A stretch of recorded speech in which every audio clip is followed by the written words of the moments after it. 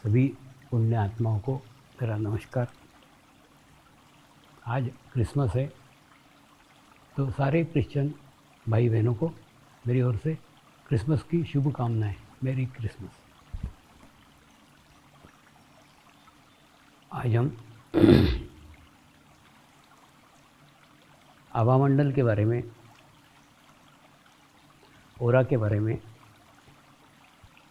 जानकारी प्राप्त करने के लिए एकत्र हुए हैं। देखिए, एक समय ऐसा था, खूब प्राचीन काल में हम सभी का एक ही धर्म था। क्यों?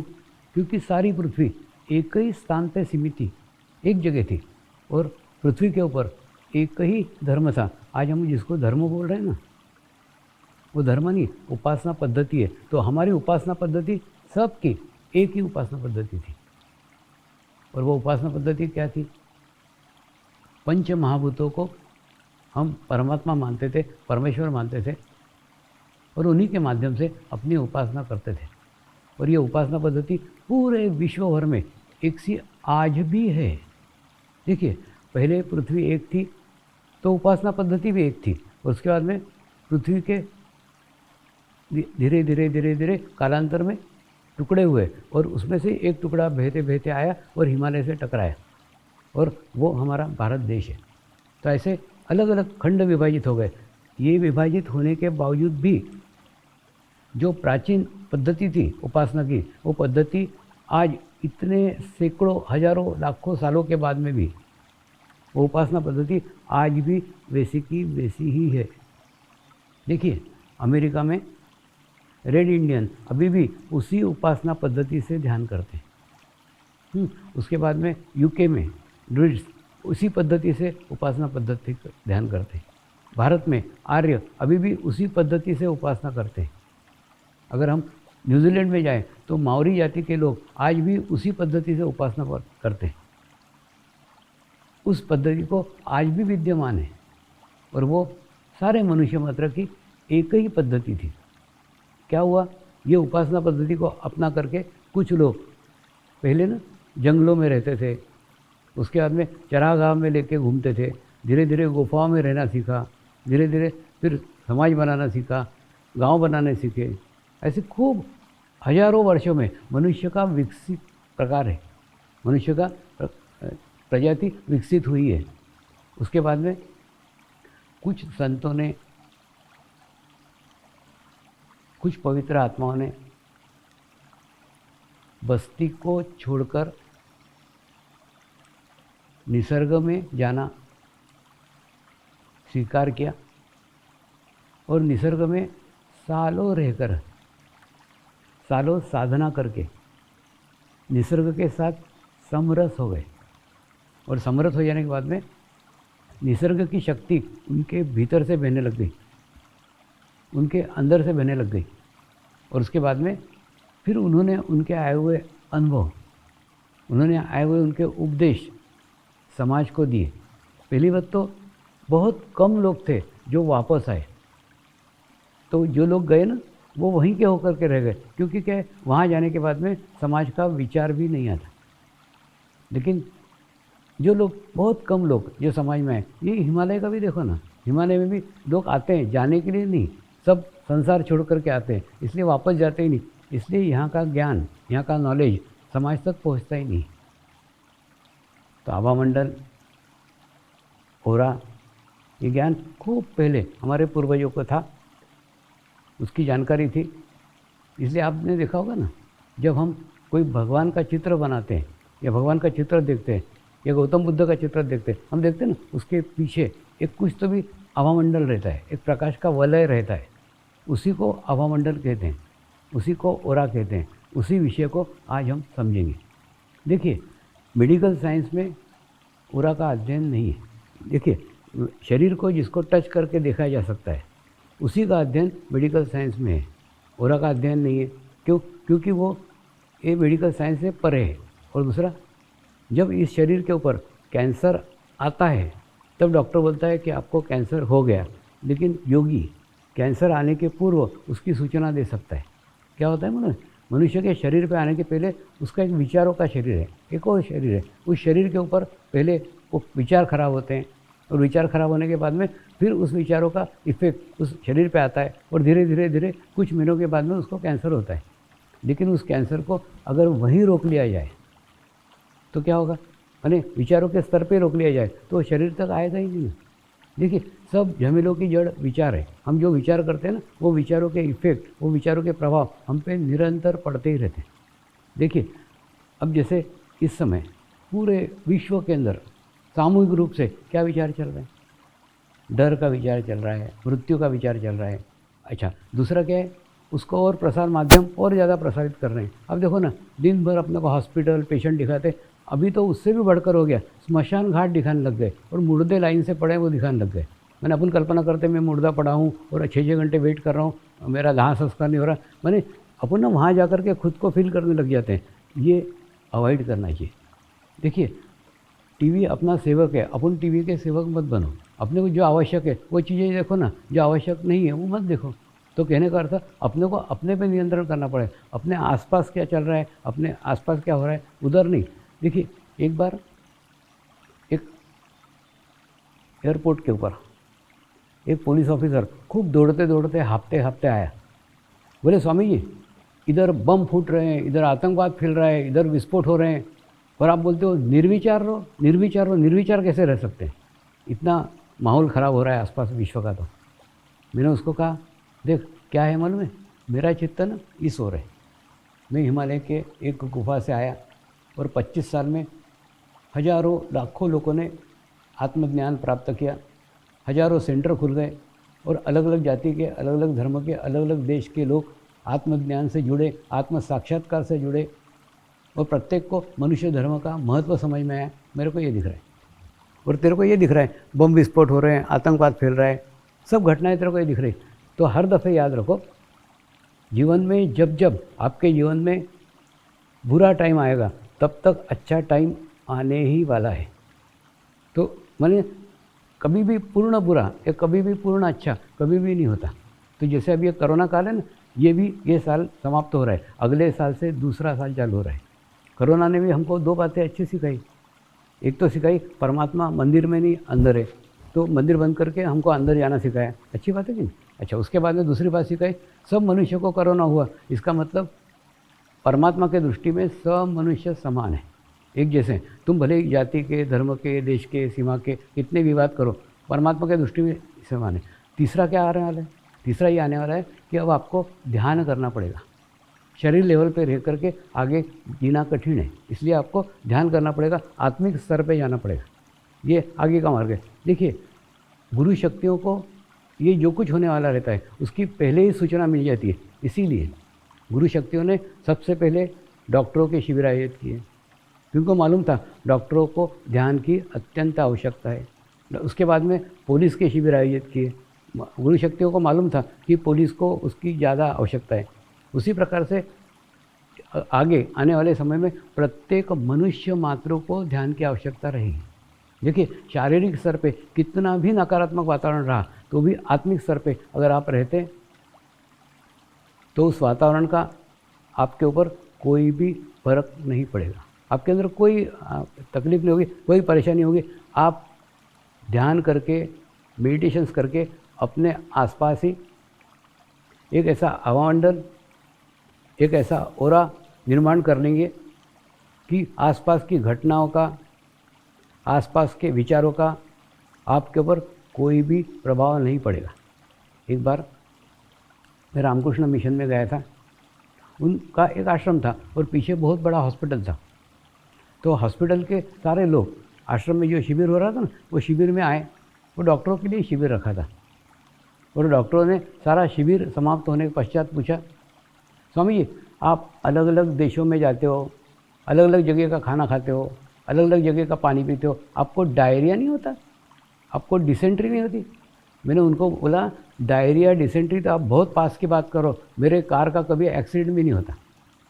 तो बोले, क्या एक ही ड्राइवर और एक ही कार है क्या? मैं बोला, नहीं, हर गांव में, हर स्थान पे मेरा ड्राइवर बदलता है, मेरी कार बदलती है। तो वो बोले, ऐसा कैसा संभव है? तो उन्होंने ना उनके मठाधीश को पूछा कि ये स्वामी जी इतने आत्मविश्वास के साथ ये बात कैसे कह सकते हैं कि मेरा कभी भी एक्सीडेंट नहीं होता। वो मठाधीश ने बड़े शांत होकर कहा, जो आदमी ध्यान करता है, जो आदमी मेडिटेशंस करता है, धीरे धीरे धीरे धीरे उसके आसपास एक सकारात्मक वलय निर्माण है, एक सकारात्मक ओरा निर्माण हो जाता है, एक सकारात्मक आभामंडल निर्माण हो जाता है।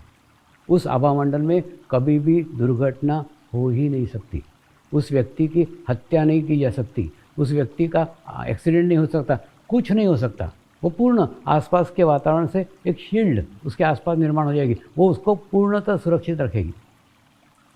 तो कहने का अर्थ, ओरा हवामंडल काल्पनिक नहीं है। आज से 20 साल पहले मैंने अहमदाबाद में डॉक्टर लोगों का एक शिविर लिया था, बहुत बड़ा शिविर था। शिविर के पश्चात डॉक्टर बोले, स्वामी जी ये ओरा कुछ नहीं होता, आपकी ना कल्पना है, आप काल्पनिक बातें करते हो।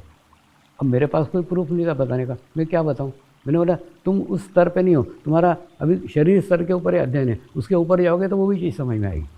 उसके आगे कुछ नहीं। अभी 2 साल पहले अहमदाबाद मेडिकल कॉलेज ने शिविर रखा था, आयोजित किया था डॉक्टरों का। 1500 डॉक्टर थे उसमें। वहाँ बाहर ना मशीनें लगी हुई थी, वो मशीनों में वो अपने ओरा का, अपने आभामंडल का फ़ोटो निकालते थे। उसके बाद में 3 दिन के पश्चात फिर फ़ोटो निकाला तो उसमें क्या चेंज आया, उसमें क्या बदलाव आया, वो सब मशीन ने दिखाया। देखिए आज आधुनिक विज्ञान ने इतनी प्रगति की है, इतना प्रोग्रेस किया है कि आज आध्यात्मिक स्थिति को जांचा जा सकता है, आध्यात्मिक स्थिति को परखा जा सकता है। देखिए एक आदमी अमीर नहीं है फिर भी वो अमीर होने का नाटक कर सकता है। एक आदमी विद्वान नहीं है लेकिन पुस्तकें पढ़ के इसके कोटेशन दे के उसके कोटेशन दे के मैं विद्वान हूँ इसका प्रदर्शन कर सकता है। हाँ, लेकिन विद्वत्ता का प्रदर्शन कर सकता है, अमीरी का प्रदर्शन कर सकता है, आध्यात्मिक स्थिति का प्रदर्शन नहीं कर सकता। आध्यात्मिक स्थिति जो है वो देखी जा सकती है। मुझे ऐसा लगता है इस समय गुरु को पहचानना जितना आसान है उतना आज के पहले कभी भी नहीं था। आज आध्यात्मिक स्थिति को जांचा सकता है। बोलते ना, पानी पियो छान के और गुरु करो जान के। जानना यानी वाइब्रेशन से जानना, अनुभूति से जानना, ये जानना वो है। आज जाना जा सकता है, पहचाना जा सकता है। तो आभामंडल पूरा काल्पनिक नहीं है, उसको मशीनों से देखा जा सकता है। इतनी आध्यात्मिक प्रगति हमारी हुई है। एक बार दिल्ली में सांसदों का शिविर लिया था, आयुष मंत्रालय ने सांसदों का शिविर लिया और शिविर के अंदर मैंने उन सभी सांसदों के सामने एक प्रस्ताव रखा कि जितने भी आध्यात्मिक गुरु हैं उन सब आध्यात्मिक गुरु, कंपलसरी नहीं, हाँ, आध्यात्मिक गुरुओं को आप एक सुविधा दो कि उनको सरकारी लाइसेंस दिए जाए। सरकारी लाइसेंस दिए जाए इन्हें। कोई भी आध्यात्मिक गुरु आए अपना ओरा का रिपोर्ट दे और ओरा का रिपोर्ट देख के अगर उनकी ओरा की रिपोर्ट अच्छी है तो उनको 5 साल के लिए लाइसेंस दिया जाए, आप आध्यात्मिक गुरु। देखिए क्या प्रकार रहता है। जैसे हम जाते हैं कि नहीं आरटीओ में, हमारा ड्राइविंग टेस्ट देते हैं, टेस्ट देने के बाद में आरटीओ हमको 5 साल के लिए लाइसेंस देता है, आप 5 साल गाड़ी चला सकते हो। ठीक उसी प्रकार से ये जो आध्यात्मिक गुरु हैं उनको आप लाइसेंस दो ना, उनको लाइसेंस दो कि 5 साल के लिए आप सरकारी आध्यात्मिक गुरु अप्रूव्ड। हाँ, उसके बाद में 5 साल बाद फिर उनको बुलाओ और उसके बाद में फिर उनके ओरा की रिपोर्ट निकालो। अगर ओरा की रिपोर्ट अच्छी है तो उनको लाइसेंस रिन्यू कर दो और 5 साल के लिए आप आध्यात्मिक गुरु। और अगर उनके ओरा की रिपोर्ट अच्छी नहीं है तो उनको एक काम करो, तुम 1 साल घर बैठ जाओ, ध्यान करो, मेडिटेशंस करो और मेडिटेशन करने के बाद में फिर उसके बाद में उनको लाइसेंस इश्यू करो। ये प्रस्ताव इसलिए रखा था, मैंने उनको कहा था इसमें दोनों का फ़ायदा है। दोनों का फ़ायदा है यानी आध्यात्मिक गुरु का ये फ़ायदा है कि आध्यात्मिक गुरु का पतन होने के पहले उसको पता चल जाएगा कि उसकी स्थिति खराब हो रही है। देखिए कोई आध्यात्मिक गुरु बुरे नहीं, सब एक समय अच्छे ही थे, लेकिन हुआ क्या मालूम है, कार्यक्रम कार्यक्रम कार्यक्रम कार्यक्रम करते करते करते साधना छूटते गई छूटते गई छूटते गई छूटते गई और उसके बाद में स्थिति खराब हो गई। और स्थिति कब खराब हुई इसका पता भी नहीं चला। देखिए ये कोई हिमालय में थोड़ी बैठे हैं। अगर हिमालय में बैठे तो वहाँ कोई मनुष्य का संबंध ही नहीं आता है। वहाँ हिमालय माने वो तो क्या बोलते हैं ना, एसी में बैठ के सफ़ेद कपड़े पहन के बैठने सरीका है। आप काले कपड़े सफ़ेद कपड़े पहन के काले कोयले के खदान में घूमो ना तो मालूम पड़ेगा सफ़ेद कपड़े कैसे सफ़ेद रहते हैं। तो कहने का अर्थ ये सब गुरु अच्छे थे लेकिन एक समय अच्छे होंगे, लेकिन धीरे धीरे उनकी साधना कम होती गई और धीरे धीरे धीरे धीरे उनका फिर पतन हो गया। तो आध्यात्मिक गुरुओं का भी पतन कब हुआ उनको उनका पता चल जाएगा, वो भी विचार समझ सकते हैं। होता क्या है उन्होंने एकदम इतने खराब स्थिति में आए थे, जब पूरा सत्यानाश हो जाता है तब जाके उनको मालूम पड़ता मेरी आध्यात्मिक स्थिति खराब हो गई। अच्छा, दूसरा साधकों का ये फ़ायदा है, साधकों का ये फ़ायदा है कि एक गुरु का अगर पतन होता है तो उससे लाखों आत्माएं प्रभावित होती है, लाखों साधकों का भाव टूटता है, तो दोनों का फ़ायदा है ना। यानी गुरुओं का भी फ़ायदा है, साधकों का भी फ़ायदा है। तो मैंने उनको रिक्वेस्ट की थी, मैंने उनको प्रार्थना की थी कि एक ऐसा नियम बनाया जाए कि सब आध्यात्मिक गुरुओं को लाइसेंस इशू करी जाए उनके ओरा की रिपोर्ट देख करके। तो आज ओरा की रिपोर्ट देख करके किसी भी गुरु की स्थिति जानी जा सकती है, किसी भी गुरु को पहचाना जा सकता है, उसका चित्त कितना शुद्ध है, उसका चित्त कितना पवित्र है। देखिए ये जो डॉक्टर लोग ईसीजी करते हैं कि नहीं, ईसीजी से विचारों की तीव्रता जानी जा सकती है, विचार कितने आते हैं कितने कम आते हैं तीव्रता, लेकिन चित्त कितना शुद्ध है, चित्त कितना पवित्र है, ये नापने का, ये जांचने का एक ही मार्ग है, वो मार्ग है ओरा, वो मार्ग है आभामंडल। जितना चित्त शुद्ध होगा, जितना चित्त पवित्र होगा, उतना ही उसका प्रकाश ओरा के रूप में सब दूर दिखाई देगा। तो ओरा के अध्ययन से ये सब जांचा जा सकता है, अध्ययन से पहचाना जा सकता है। सांसदों ने उसके ऊपर मुस्कुराए, बोले हमें ये करना तो बड़ा कठिन है, लेकिन मैंने उनको रिक्वेस्ट की थी कि ऐसा करो, ऐसा करोगे तो दोनों का फ़ायदा है।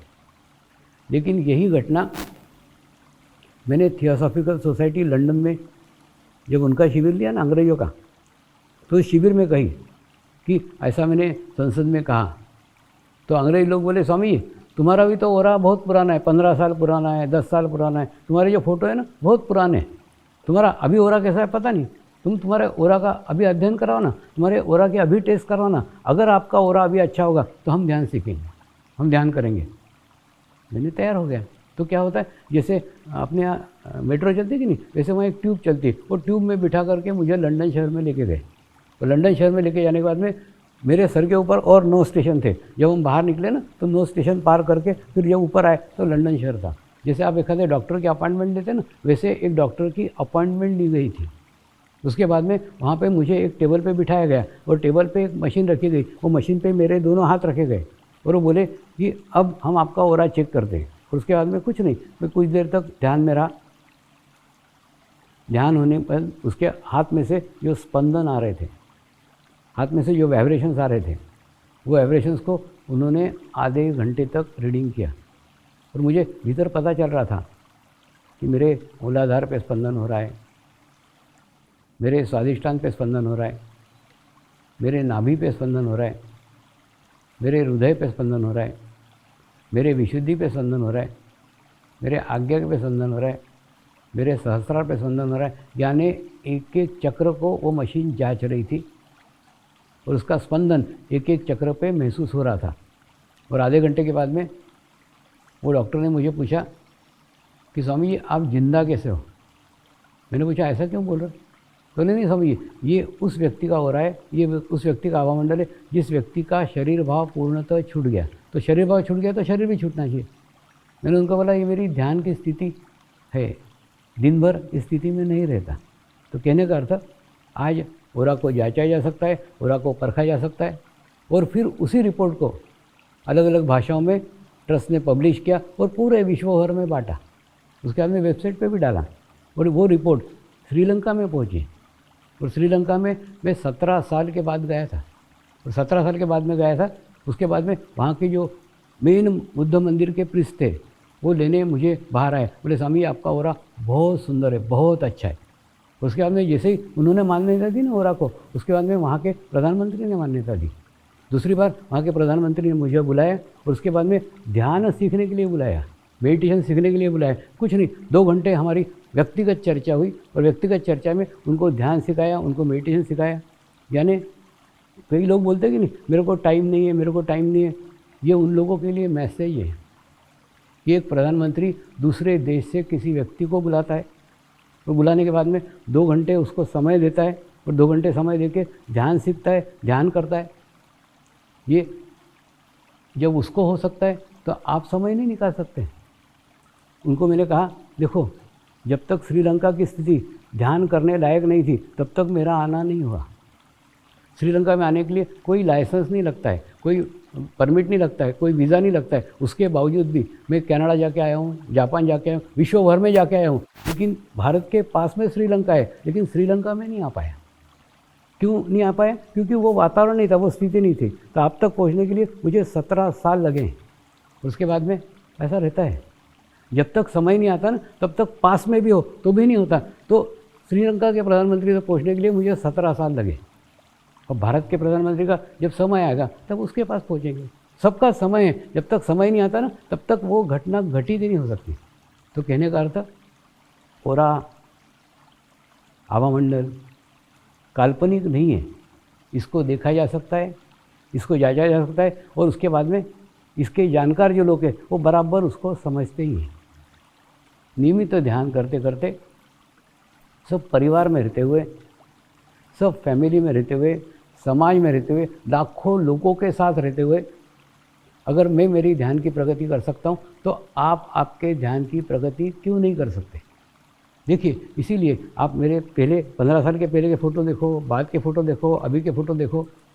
ये सब कोई हिमालय से मैं आया हूँ ऐसा नहीं है। हिमालय से आने के बाद जो नियमित सतत आधा घंटा साधना की, वो साधना का प्रभाव है, और वो प्रभाव का वो प्रमाण है कि उसके अंदर ओरा में कैसे कैसे चेंज आए, ओरा में कैसे कैसे बदलाव आए। ऐसे बदलाव जब मैं परिवार में रहते हुए, जब मैं समाज में रहते हुए, जब मैं लाखों लोगों के बीच में रहते हुए कर सकता हूँ, तो आप क्यों नहीं कर सकते? आप भी करिए ना, आप भी आधा घंटा नियमित ध्यान करिए। धीरे धीरे धीरे आपके आसपास भी एक आवामंडल बन जाएगा, एक ओरा बन जाएगा।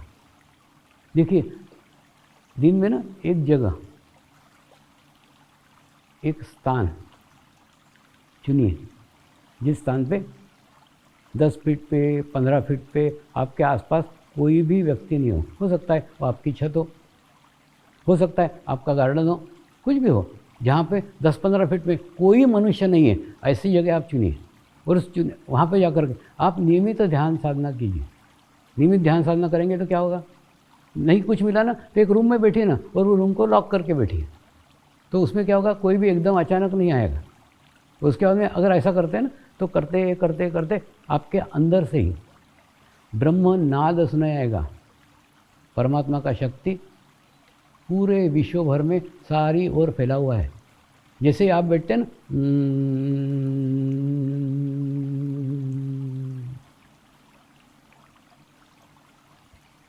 ऐसा नाद,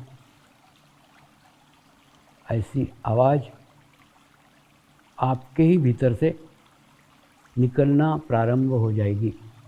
और जब वो निकलना प्रारंभ, उसका खूब आनंद है, परमानंद है। लेकिन वो जिसने अनुभूति ली है ना, वही इसको जान सकता है। बाहर बैठ करके इसको वर्णन ही नहीं किया जा सकता, कोई बता ही नहीं सकता है।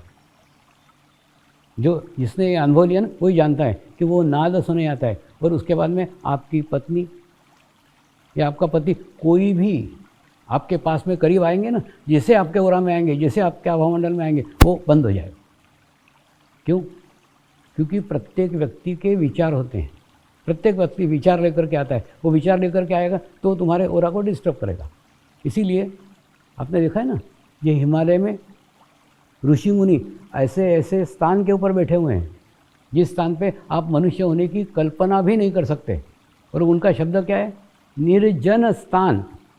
निर्जन जानवर नहीं, निर्जन पशु पक्षी नहीं, निर्जन मनुष्य। निर्जन चाहिए, यानी वहाँ पे पशु पक्षी चलेंगे, वहाँ पे जानवर चलेंगे, मनुष्य नहीं चाहिए। मनुष्य सबसे दुनिया का खतरनाक प्राणी है, क्योंकि वो खूब विचार करता है और उसके बाद में वो विचारों से आसपास को प्रभावित करता है। आप कल्पना करो ना, आप दिन भर में घर से निकलते हो, ट्रेन में जाते हो, बस में जाते हो, कितने सारे ओरा के साथ में आपका ओरा कनेक्ट होता है और कितने सारे लोगों के विचार आपके अंदर आते हैं। यही कारण है कि एक शहर के ओरा एक ही प्रकार का रहता है। क्यों?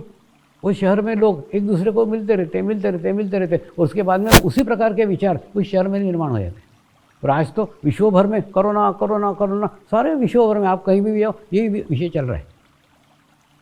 यही डर, यही भय का वातावरण सारे विश्व में, सभी लोग यही विचार कर रहे हैं। और दूसरा, आप आवामंडल बनाओ ना, आपका ओरा बनाओ ना, एक तो पहली बात तो भीड़ में जाने से बचो, भीड़ में जाओ ही मत। और दूसरा, मुझे कोरोना नहीं हो सकता, मैं ध्यान करता हूँ, मैं नियमित करता हूँ, ये संकल्प, ये अभामंडल, ये ओरा अपने आसपास निर्माण करो ना। जैसे मैंने निर्माण किया, मेरा एक्सीडेंट हो ही नहीं सकता, जैसे आप निर्माण करो, मुझे कोरोना हो ही नहीं सकता। सकारात्मक सोचो ना। जितना देखिए, इसमें सबसे बड़ी विश्वास की कमी है। परमात्मा कहीं नहीं है, परमात्मा आपके विश्वास में है। आप जितने विश्वास से परमात्मा को याद करोगे, उतने विचार से आपको इफेक्ट देगा, उतना ही प्रभाव देगा, है ना। कई डॉक्टर्स हैं जो आज कोरोना में दिन भर कोरोना के पेशेंट को देख रहे हैं, लेकिन नियमित ध्यान करके जाते हैं। आधा घंटा ध्यान करके उसके बाद में ये भाव रख के जाते हैं कि मैं पूर्णतः सुरक्षित हूँ। ऐसा भाव रख के जाओ तो आप सब जगह सुरक्षित रहेंगे। डॉक्टरों की बात आई तो डॉक्टरों का एक शिविर आयोजित किए गए थे। कारण क्या था? एक दिन डॉक्टर के एसोसिएशन पे उन्हीं के पदाधिकारी टीवी के ऊपर चर्चा कर रहे थे कि डॉक्टर सीनियर सिटीज़न भी नहीं होते, यानी डॉक्टर 60 साल भी पार नहीं कर रहे हैं। ये स्थिति अभी की कि 60 साल भी पार नहीं कर रहे हैं। और उसके बाद में पेशेंट है वो 80-80 साल 90-90 साल जी रहे हैं। और दूसरा, दो पेशेंट बूढ़े एक दूसरे को मिलते हैं ना 90-90 साल के, वो बोलते हैं 2 डॉक्टर मैंने पहुंचा दिए। दूसरा पेशेंट बोलता मैंने 3 डॉक्टर पहुंचा दिए। यानी उनके इलाज करने वाले डॉक्टर जा रहे हैं, लेकिन ये पेशेंट अभी जिंदा है। ये भयानक स्थिति डॉक्टरों की है। तो सबसे ज़्यादा ध्यान की आवश्यकता डॉक्टरों को है। यही सब देख करके गुरु शक्तियों ने डॉक्टरों का शिविर आयोजित किया था। देखिए ना, डॉक्टरों के आसपास दिन भर पेशेंट पेशेंट पेशेंट पेशेंट मरीज मरीज मरीज मरीज उसी का जमावड़ा रहता है। और होता है ना, अब जैसे पहले ज़माने में डॉक्टर आते थे, डॉक्टर मामा आए हैं, डॉक्टर काका आए हैं, माने डॉक्टर नहीं बोलते थे, उसके साथ एक संबोधन रिश्ते का जुड़ा हुआ होता था। और उसके बाद में बड़े प्रेम से आते थे। आने के बाद में चाय पीते थे, उसके बाद में ना पूरा दिन भर का झमेला अपना घर का सब उसको बता देते थे। तो आधा तो वो वहीं हल्का हो जाता, बाद में कुछ तो गोलियाँ फुलियाँ देते तो आदमी ठीक हो जाता। ये फैमिली डॉक्टर थे। आजकल ये प्राणी नज़र हो गया, आजकल दिखते ही नहीं। सबके स्पेशलिस्ट, हार्ट के स्पेशलिस्ट, कैंसर के स्पेशलिस्ट, किडनी के स्पेशलिस्ट, यानी वो उसके सिवा बाकी कुछ नहीं देखेंगे, वो उसी के अंदर स्पेशलिस्ट है। ये स्पेशलिस्ट का नुकसान क्या हुआ है मालूम है? जो हार्ट का स्पेशलिस्ट है उसके आसपास दिन भर हार्ट के पेशेंट, हार्ट के पेशेंट, हार्ट की स्टडी, हार्ट की स्टडी, हार्ट की स्टडी, और धीरे धीरे उस सब का असर उसके हार्ट पे होने लग जाता है। देखिए, वो कोई मशीन थोड़ी है। अरे बाबा, वो जिंदा आदमी है। दिन भर अगर वो पेशेंट में हाथ डालेगा, हार्ट में हाथ चित्त डालेगा, तो क्या होगा? चित्त से कुछ ना कुछ ग्रहण करेगा, और ग्रहण करते करते उसके भी हार्ट के ऊपर उसका असर होगा। तो आज से 20 साल पहले से मैं कह रहा हूँ, जो हृदय रोग के डॉक्टर है उनकी मृत्यु हृदय से रोग से ही होगी। उनको हृदय रोग ही होगा। ये आप देखिए, ऐसा कहा था और उसके बाद में हुआ ना। अभी टाइम्स ऑफ इंडिया में आया था कि महाराष्ट्र के 7 डॉक्टर जो हार्ट स्पेशलिस्ट थे, उनकी डेथ हार्ट के कारण ही हुई। तो कहने का अर्थ, एक ही प्रकार के प्रजाति, एक ही प्रकार के पेशेंट बार बार देखते देखते देखते उसका असर, उसका प्रभाव उनके ऊपर भी पड़ने लग जाता है। तो आवश्यकता क्या है? मैं कोई डॉक्टरों को उनका पेशा छोड़ने को नहीं बोल रहा हूँ। मैं डॉक्टरों को बोल रहा हूँ, आम आदमी से आपको सबसे ज़्यादा ध्यान करने की आवश्यकता है। क्यों? क्योंकि आपके आसपास दिन भर नकारात्मक वातावरण रहता है, दिन भर patient patient patient patient patient रहते हैं। इसलिए आवश्यकता है कि आप सबके बीच में रहो, लेकिन उसका असर, उसका इफेक्ट आपके ऊपर नहीं आना चाहिए। और दूसरा, एक डॉक्टर अगर ध्यान करता है, एक डॉक्टर अगर मेडिटेशन करता है, उसका प्रभाव दुनिया के ऊपर पड़ेगा। कैसे पड़ेगा बताता हूँ। एक डॉक्टर अगर ध्यान करता है, मेडिटेशन करता है, तो जैसे वो अपने चेंबर में बैठेगा ना, और जैसे कोई पेशेंट आएगा, कुछ नहीं, 1-2 मिनट अपना चित्त सहस्त्रार पर रख के उन्होंने पेशेंट को बुलाना चाहिए। और पेशेंट को बुलाने के बाद में उसका आभामंडल का प्रभाव इतना प्रभावशाली होगा, उसके वाइब्रेशंस इतने प्रभावशाली होंगे कि वो पेशेंट को आते ही रिलैक्स कर देंगे। जैसे ही वो चेहरा देखेंगे डॉक्टर का, आधा उसकी बीमारी ठीक। उसके बाद में थोड़ी देर के लिए भूल जाएगा काय की बीमारी लेके आया था, क्या लेके आएगा, थोड़ी देर के लिए निर्विचार स्थिति। और उसके बाद में आने के बाद में फिर वो अपना कुछ तो बताएगा, कोई रिपोर्ट देखेगा, करेगा। मैंने एक रिसर्च किया है, आप भी करके देखो। जो हंसमुख डॉक्टर है, खुश डॉक्टर है, उसके पेशेंट बड़े जल्दी ठीक होते हैं। और जो मनोज डॉक्टर है, चेहरा 12 बजे ऐसा करके रहता है, उसके पेशेंट जल्दी ठीक नहीं होते। तो डॉक्टर ने खुश रहना चाहिए, प्रसन्न रहना चाहिए। देखिए, आप जब खुश रहते हैं, प्रसन्न रहते हैं, आपका ऑरा बढ़ता है, और बढ़ने के बाद में उसके अंदर उसका प्रभाव बढ़ता है, उसका प्रभाव दूसरे पे भी पड़ता है, और दूसरे का बुरा प्रभाव आपके ऊपर नहीं पड़ता। हसतमुख रहना चाहिए, खुश रहना चाहिए, प्रसन्न रहना चाहिए। डॉक्टर जितने प्रसन्न रहेंगे, जितना खुश रहेंगे, जितना आनंदित रहेंगे, उतना ऑरा उनका प्रोटेक्ट करते रहेगा। और दूसरा, उसका प्रभाव प्रत्येक पेशेंट पे पड़ेगा ना।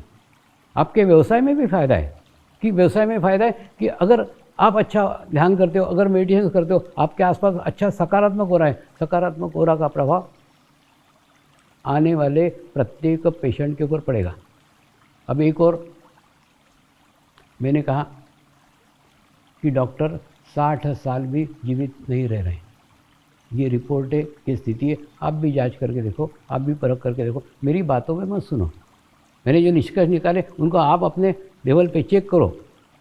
और मेरा 90 साल का ससरा आज भी नर्मदा पार करता है। क्यों? वो भी डॉक्टर है, लेकिन क्यों, क्या कारण है कि 60 साल में कुछ डॉक्टर जा रहे हैं और एक 90 साल का डॉक्टर नर्मदा पार कर रहा है। रंग अवधूत का जो आश्रम है ना, वहाँ हम नर्मदा पे नहाने गए थे, तो वो नर्मदा पार के उस तरफ चले गए और हमको बुला रहे थे, आओ, कान से बह रहे हैं, सुनाई नहीं आता। हम उनको बुला रहे, उनको कुछ सुनाई नहीं आता, उल्टा हमको बुला रहे थे कि उस तरफ आओ। तो ये कैसे संभव है? संभव इसलिए वो सत्य साईं बाबा के भक्त हैं। सुबह सुबह भजन पूजन करते, उनके पेशेंट में से जो दवाइयाँ आती है वो जाके गरीबों में बांटते, उनका इलाज करते, खुश रहते, प्रसन्न रहते। एक भाव, एक श्रद्धा, एक विश्वास उनका उनके गुरु सत्य साईं बाबा के प्रति है। बस इसी की डॉक्टरों के अंदर कमी है। आप कहीं तो भी श्रद्धा स्थान बनाओ ना, कहीं तो भी भावना बनाओ ना। अरे बाबा, पूरा ड्राई हो गया रे, डॉक्टरों का जीवन ड्राई हो गया है, पूरा सूखा हो गया है, उसको आवश्यकता। अच्छा, दूसरा, डॉक्टर शादी करते ना तो डॉक्टर नहीं से, यानी पति डॉक्टर, पत्नी डॉक्टर, घर अस्पताल। एखादे डांसर से शादी करो, एखादे कवि से शादी करो, एखादे गीतकार से शादी करो, एखादे आर्टिस्ट से शादी करो। मानी जो तुम्हारे पास में वही दूसरे के पास क्यों ढूंढ रहे हो? कोई आपका भाव पक्ष कमज़ोर है, आप भाव पक्ष वाले किसी से शादी करो ना, तो क्या होगा? एक बैलेंस होगा, एक संतुलन होगा, और उसके बाद में आपका जीवन सफल होगा, सुंदर होगा, अच्छा होगा। आवश्यकता है नियमित ध्यान साधना की, और डॉक्टरों को ये अत्यंत आवश्यक है। दूसरा, मेरे पास भी जो लोग आते हैं ना, उन्हीं के अनुभव के आधार पे जो बातें समझ में आती, वही बातें आपको बताता हूँ। मैंने कोई भी पुस्तक पढ़ी हुई नहीं, एक अक्षर भी पढ़ा हुआ नहीं। एक बार एक डॉक्टर की पत्नी मुझे मिलने के लिए आई। उसको 2 लड़कियां थी, और मेरे को आके बोली, स्वामी जी, मैं डॉक्टर की पत्नी हूँ, लेकिन मैं मेरे लड़कियों का ब्याह डॉक्टर से नहीं कराऊंगी। मैं बोला, अरे बाप रे, इतना क्या गुस्सा हो गया डॉक्टरों पे? तो बोले, स्वामी जी, डॉक्टर के अंदर प्रेम तत्व ही नहीं रहता है, उसके अंदर भाव ही नहीं रहता है। कभी ना मेरा सर दर्द हो रहा तो मैं कहती हूँ कि सर दर्द हो रहा है मेरा, तो वो मेरी इच्छा रहती है वो मेरे को कुछ बाम लगाए, कुछ मेरे को मसाज करे, कुछ सहलाए। वो तुरंत बाहर भागता है, बाहर जाकर के एक सूटकेस उठा के लाता है, उसमें से गोली निकलता, हरी, बोलता है ये रात को ले ले, इससे ठीक नहीं हो कल सुबह ये पीली गोली ले लेना। यानी वो 24 घंटे डॉक्टर ही रहता है। अरे बाबा, एक जगह, एक स्थान आप ऐसा चुनो ना जहाँ आपका अस्तित्व डॉक्टर का नहीं हो। क्या हुआ मालूम है? जहाँ डॉक्टर शब्द आया वहाँ पेशेंट याद आएंगे ही। अब आओ ना आश्रम में आके सेवा करो ना, आपको कोई भी पूछेगा नहीं कि आप डॉक्टर हो, है ना? कई डॉक्टर है। गौशाला में आके 45 दिन सेवा देते हैं, 45 दिन। और ऐसे लल्लू पंजू डॉक्टर नहीं है, ऐसे स्पेशलिस्ट है, हार्ट स्पेशलिस्ट है, जिनके यहाँ हॉस्पिटल में पेशेंट की लाइन लगती है, लेकिन वो सारा हॉस्पिटल वगैरह छोड़ करके 45 दिन आके गौ सेवा करते हैं। बोले नहीं, गौशाला में एक अच्छा ऑक्सीजन मिलता है, एक प्राण शक्ति मिलती है, जिससे हमको हमारी कार्य करने के लिए प्रेरणा मिलती है, कार्य करने के लिए शक्ति मिलती है। कुछ तो भी चेंज करो ना। तुम्हारा जो दिनचर्या है, दिनचर्या में कुछ चेंज करो, कुछ बदलाव करो। तुम्हारा क्या है, कॉन्फ्रेंस डॉक्टरों की, मीटिंग डॉक्टरों की, क्लब डॉक्टरों के, पिकनिक डॉक्टरों की। डॉक्टरों के क्षेत्र से बाहर आओ, और बाहर आने के बाद में कुछ ऐसे स्थान ढूंढो, कुछ ऐसी जगह ढूंढो जहाँ आपका अस्तित्व डॉक्टर का नहीं है। डॉक्टर समाज का एक प्रमुख स्तंभ है। डॉक्टर एक ऐसा व्यक्ति है जिस व्यक्ति पे पूरे समाज का स्वास्थ्य निर्भर है। ये डॉक्टर लोगों का विचार करते हैं, लोगों के स्वास्थ्य का विचार करते हैं, अपने स्वास्थ्य का विचार नहीं करते। यही कारण है मेरे मन में डॉक्टरों के लिए एक सॉफ्ट कॉर्नर है। ये बेचारे दुनिया का विचार करते हैं, अपना खुद का विचार नहीं करते, इसीलिए मैं उनका विचार करता हूँ। इसीलिए आप ध्यान करिए, आप सीखिए, और सीखने के बाद में आपकी आत्मा जागृत होगी, आपको आत्म साक्षात्कार मिलेगा, और आत्म साक्षात्कार मिलने के बाद में आपके अंदर भी चेंज आएगा, आपके अंदर भी बदलाव आएगा। आप लोगों को बताते हो ना, लोग तो अरे बाबा आपको देवदूत समझते हैं, भगवान समझते हैं। अगर आपने बोल दिया किसी को सुबह मॉर्निंग वॉक को जाना चाहिए, वो पेशेंट बेचारा दूसरे दिन सवेरे उठ के मॉर्निंग वॉक को जाना चालू कर देता है। लेकिन ऐसा जब ध्यान करने के बाद में आप बोलोगे तो आपके अंदर की आत्मा सशक्त हो जाएगी, स्ट्रांग हो जाएगी। बोले बदमाश लोगों को बोलता है कि मॉर्निंग वॉक को जा, तू खुद तो 9 बजे तक उठता है। यानी तुम जो लोगों को उपदेश करोगे बराबर वो तुमको कचोटेगी, बताएगी। तुम लोगों को बोलते हो तले हुए पदार्थ मत खाओ, फिर तुम्हारी आत्मा कहेगी तो खुद तो भजिए खाते रहता है, उनको बोलता है कि तले हुए पदार्थ मत खाओ। तो यानी हर दफ़े जो बातें आप कहोगे ना, वो आपको आत्मा अंदर से संकेत देगी, मैसेज देगी कि अपने आप को सुधारो, दूसरों को ज्ञान दे रहो, अपने को सुधारो, और अपने स्वास्थ्य का ध्यान रखो। आपके स्वास्थ्य के ऊपर पूरे समाज का स्वास्थ्य निर्भर है। ये बात मुझे समझ में आ रही, आपको क्यों नहीं समझ में आ रही? एक सामान्य व्यक्ति की मृत्यु होती, समाज को कोई फर्क नहीं पड़ता, लेकिन अगर आपकी मृत्यु 60 साल के पहले हो रही, समाज को बहुत महत्व पड़ता है, बहुत फर्क पड़ता है। क्यों? क्योंकि आपके स्वास्थ्य से कई लोगों का स्वास्थ्य जुड़ा हुआ है ना। तो अपने स्वास्थ्य के ओर ध्यान रखो, अपना ख्याल रखो, और नियमित ध्यान करो। नियमित ध्यान सबसे बड़ी ये, उसके अंदर सब ब्लेसिंग है, सब आशीर्वाद है। कई डॉक्टर बोलते हैं स्वामी जी आशीर्वाद दो, ब्लेसिंग दो। अरे बाबा वो जो पैकेज दिया हुआ है ना आधे घंटे का, उसमें सब आशीर्वाद है, सब ब्लेसिंग। तुम करो तो सही, 30 मिनट ध्यान करो। और दूसरा, ध्यान लगे ध्यान नहीं लगे ये आपका क्षेत्र नहीं है। तुम 30 मिनट मेरे नाम पे बैठो, उसके बाद में क्या करने का वो सब आगे गुरु शक्तियाँ कर लेंगी। आप बैठो तो सही, 30 मिनट बैठते ही नहीं हो, 10 मिनट 15 मिनट में हिलने लग जाते हो। तो आवश्यकता है डॉक्टरों की ध्यान करने की। अगर नियमित ध्यान करेंगे, नियमित मेडिटेशन करेंगे, तो वो अच्छी स्थिति, अच्छा स्वास्थ्य प्राप्त करेंगे। ये मेरी शुद्ध इच्छा है। प्रत्येक डॉक्टर अपना स्वास्थ्य प्राप्त करे, और कोई तो भी कहीं तो भी अपना भाव रखो।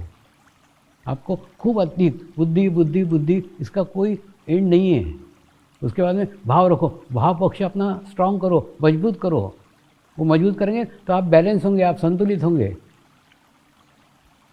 शरीरों को देखते देखते आप देखो ना, एक योगा टीचर केवल अपने शरीर को सुडौल करने के लिए, अपने शरीर को सुंदर करने के लिए योगा करती है, तो योगा करते करते उसका शरीर तो सुंदर सुडौल हो जाता है, लेकिन अत्यधिक चित्त शरीर पर रखने के कारण चित्त का सत्यानाश हो जाता है। तो आप सोचो ना, एक योगा टीचर का चित्त एक शरीर पर रखने से सत्यानाश होता है। आप तो दिन भर में कितने शरीरों पे देखते हो, दिन भर कितने शरीरों को देखते देखते देखते देखते आपके चित्त का कितना नाश होता होगा। आप सोचो ना, थोड़ा आप उस पर विचार करो ना। ये विचार करने की आवश्यकता है। तो आम आदमी से ज़्यादा आपको ध्यान की बहुत आवश्यकता है, बहुत आवश्यकता है, और उसको नियमित करने की आवश्यकता है। एक दिन करके नहीं चलेगा। एक बार 65 डॉक्टरों का समूह मुझे आश्रम में मिलने के लिए आया, और एक डॉक्टर ने कहा स्वामी जी रोज़ तो मेरे को टाइम नहीं मिलता, लेकिन मैं ना रविवार के दिन 8-8 घंटे ध्यान में बैठा रहता हूँ, तो क्या मेरी आध्यात्मिक प्रगति होगी? मुझे थोड़ी हंसी आई। मैंने उसको कहा एक मोबाइल को तू पूरे रात भर घुसड़ के रख, तो क्या ज़्यादा चार्ज हो जाएगा? चार्जर तो उतना ही है ना, 2 घंटे की आवश्यकता है, 2 घंटे में मोबाइल चार्ज होगा। ज़्यादा देर लगा के रखोगे तो कोई ज़्यादा चार्ज थोड़ी होगा। हम जैसे हमारा शरीर मोबाइल है ना, ये मोबाइल को आवश्यकता है केवल और केवल आधा घंटा ध्यान की, आधे घंटे में पूरा शरीर चार्ज हो जाता है। आधा घंटा ध्यान करो, नियमित करो। मोबाइल का भी है ना, एक दिन हमने पूरा रात भर रखा और बाकी दिन नहीं रखा तो मोबाइल चलेगा क्या? नहीं चलेगा। ठीक उसी प्रकार से ये मोबाइल है और ये मोबाइल को अगर चार्ज करने का है तो क्या करने का है? आपको उसको नियमित रूप से आधा घंटा चार्ज करने का है। आधा घंटा चार्ज करने के बाद वो दिन भर अपना काम करेगा। शरीर रूपी मोबाइल को चार्ज करने के लिए ध्यान रूपी चार्जर की आवश्यकता है। नियमित करोगे तो होगा, नहीं करोगे तो नहीं होगा। और आपको अत्यधिक आवश्यकता है। क्यों? क्योंकि समाज का स्वास्थ्य आपके स्वास्थ्य के ऊपर निर्भर है। इतनी बहुमूल्य स्थान, ये समाज का बहुमूल्य स्तंभ। आप डॉक्टर हैं, सभी डॉक्टर नियमित ध्यान साधना करके अपना अनुभव, अपनी अनुभूतियाँ ग्रहण करें, ये मेरी शुद्ध इच्छा है। मैं डॉक्टरों को कोई उनका पेशा छोड़ने के लिए नहीं कह रहा हूँ, सिर्फ उस पेशे में ये याद रखने को कह रहा हूँ कि सामान्य आदमी से आपको ध्यान की अत्यंत आवश्यकता है। देखिए, आप दिन भर जिस वातावरण में रहते हैं नहीं, आपके ऊपर जो शरीर के ऊपर जो प्रभाव पड़ता है उसमें से थोड़ा बाहर निकलने के लिए थोड़ा शरीर भाव कम करने की आवश्यकता है। देखिए, शरीर भाव कम किया ना तो बाहर के इफ़ेक्ट भी, बाहर के प्रभाव भी आपको नहीं होंगे। जिस प्रकार से डॉक्टर समाज का प्रमुख स्तंभ है, वैसे ही वकील भी समाज का प्रमुख स्तंभ है। वकीलों को भी ध्यान की अत्यंत आवश्यकता है।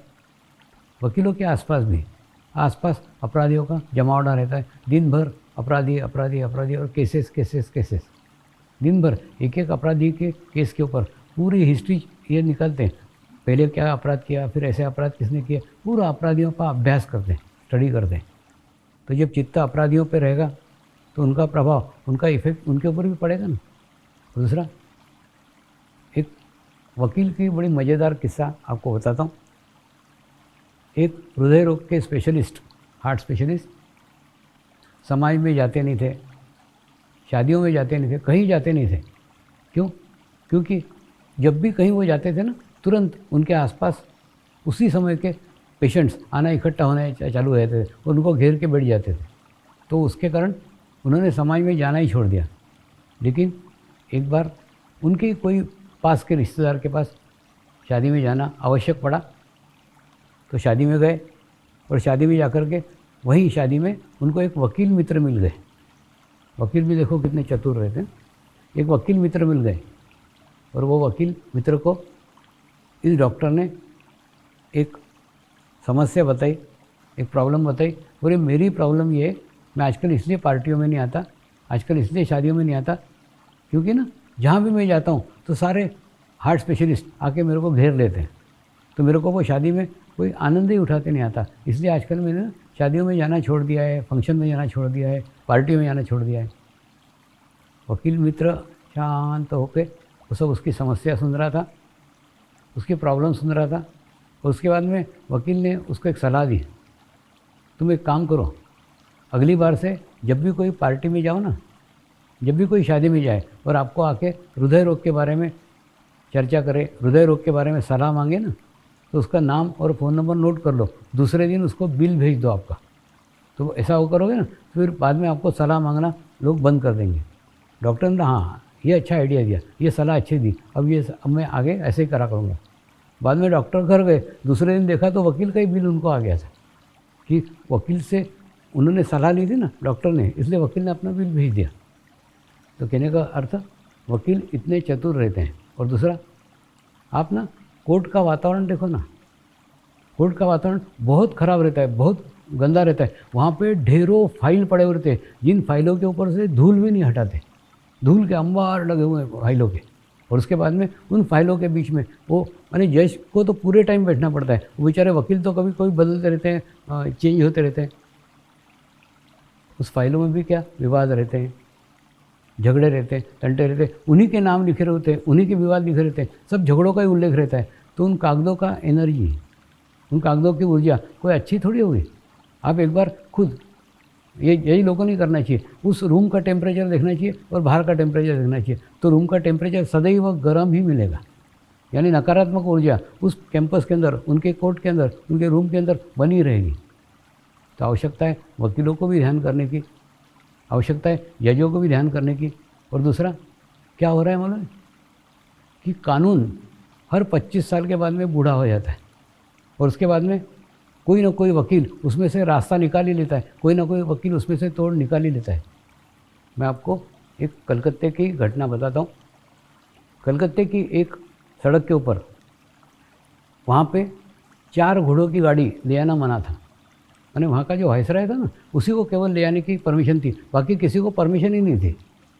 एक बेचारा गांव का जमींदार, उसको नहीं मालूम था वहाँ का नियम या रूल, तो वहाँ से 4 घोड़ों की गाड़ी लेकर के गया और उसके बाद में पुलिस ने उसको पकड़ा। उसके बाद में गाड़ी जब्त कर दी, घोड़े जब्त कर दिए, सब जब्त कर दी। उसने अपने जवान वकील मित्र को फ़ोन किया और उस वकील मित्र को कहा कि मुझे ऐसा ऐसा अरेस्ट किया है, मैंने नियम तोड़ा है इसलिए। वो वकील मित्र आया, आने के बाद में खूब शांति के साथ में वो उसको मिला, घोड़ा गाड़ी देखी, घोड़े देखे, सब देखे, और सब देखने के बाद में वकील ने उसको आश्वासन दिया, कल सुबह कोर्ट में तेरी पेशी होगी, उसमें मैं तुझे छुड़ा दूँगा, निश्चिंत रहे, शांत रहे, एकदम आराम से, पक्का छुड़ा दूँगा। दूसरे दिन कोर्ट के अंदर पेशी हुई और पेशी होने के बाद में उसके ऊपर आरोप पत्र पढ़ा गया कि यहाँ एक नियम है कि 4 घोड़ों की गाड़ी यहाँ से ले जाना मना है, उसके बावजूद भी ये गाड़ी लेकर के गया है, इसलिए ये दंड का पात्र है। उसके ऊपर आरोप पढ़ा गया, उस पर दंड भी निश्चित कर लिया गया। लेकिन हमारे जमींदार के तो युवा वकील ने कहा, जज साहब मेरी एक रिक्वेस्ट है, मेरी एक प्रार्थना है कि घोड़ा गाड़ी को इस कोर्ट के अंदर लाने की अनुमति ली जाए। तो उन्होंने परमिशन दी, तो घोड़ा गाड़ी कोर्ट में आई और कोर्ट में आने के बाद में फिर इस वकील ने रिक्वेस्ट की, जज साहब मेरी आपसे एक रिक्वेस्ट है, अब आपकी कुर्सी छोड़ करके थोड़ा नीचे आइए, नीचे आकर के मेरे साथ बैठिए और मेरे साथ बैठ करके देखिए। तो जज नीचे आए, उनके साथ बैठे, अब नीचे झुक करके देखिए, ये 4 घोड़े कहाँ हैं, 2 घोड़े और 2 घोड़ियाँ हैं, तो नियम कहाँ तोड़ा है? आपका नियम है 4 घोड़ों की गाड़ी यहाँ से ले आना मना है। जज बोला हाँ ये तो बराबर है, नियम तो 4 घोड़ों की गाड़ी ले आना मना है, ये तो 2 घोड़े और 2 घोड़ियाँ हैं। तो उसके बाद में वकील ने उनको प्रार्थना की, जब नियम तोड़ा ही नहीं है तो दंड का प्रश्न ही नहीं है, मेरे जमींदार को मुक्त किया जाए। तो उस मजिस्ट्रेट ने नया नियम बनाया कि इस रास्ते से घोड़ा और घोड़ियों की गाड़ी ले आना मना है। उसके बाद में नियम चेंज कर दिया एक, यानी नियम बनने के बाद में क्या हो रहा है, बुद्धि का खूब तेज़ी के साथ विकास हो रहा है और विकास होने के कारण 25 साल में ऐसे बुद्धिमान वकील आ जाते हैं, उसमें से कुछ ना कुछ तोड़, उस नियम को कुछ ना कुछ मार्ग वो निकाल ही देते हैं। क्या कारण है? मनुष्य ने बनाए हुए नियम मनुष्य तोड़ता है और उसमें से रास्ता भी मनुष्य ही निकाल सकता है। इसलिए कानूनी व्यवस्था, प्रशासनिक व्यवस्था कितनी भी कड़ी कर दो, उसमें से कोई ना कोई मार्ग, कोई ना कोई रास्ता मनुष्य निकाल ही लेगा। मनुष्य को केवल एक ही व्यक्ति रोक सकता है, कोई कानून नहीं रोक सकता, कोई नियम नहीं रोक सकता। फिर कौन सा मार्ग है, कौन सा रास्ता है जो रोका जा सकता है? वो मार्ग है ध्यान का मार्ग। ध्यान करके अगर उसके अंदर उसकी आत्मा जागृत हो गई और आत्मा का नियंत्रण उसके शरीर के ऊपर हो गया, तो ये नियम तोड़ना नहीं है, ये उसके ऊपर नियंत्रण कर सकता है।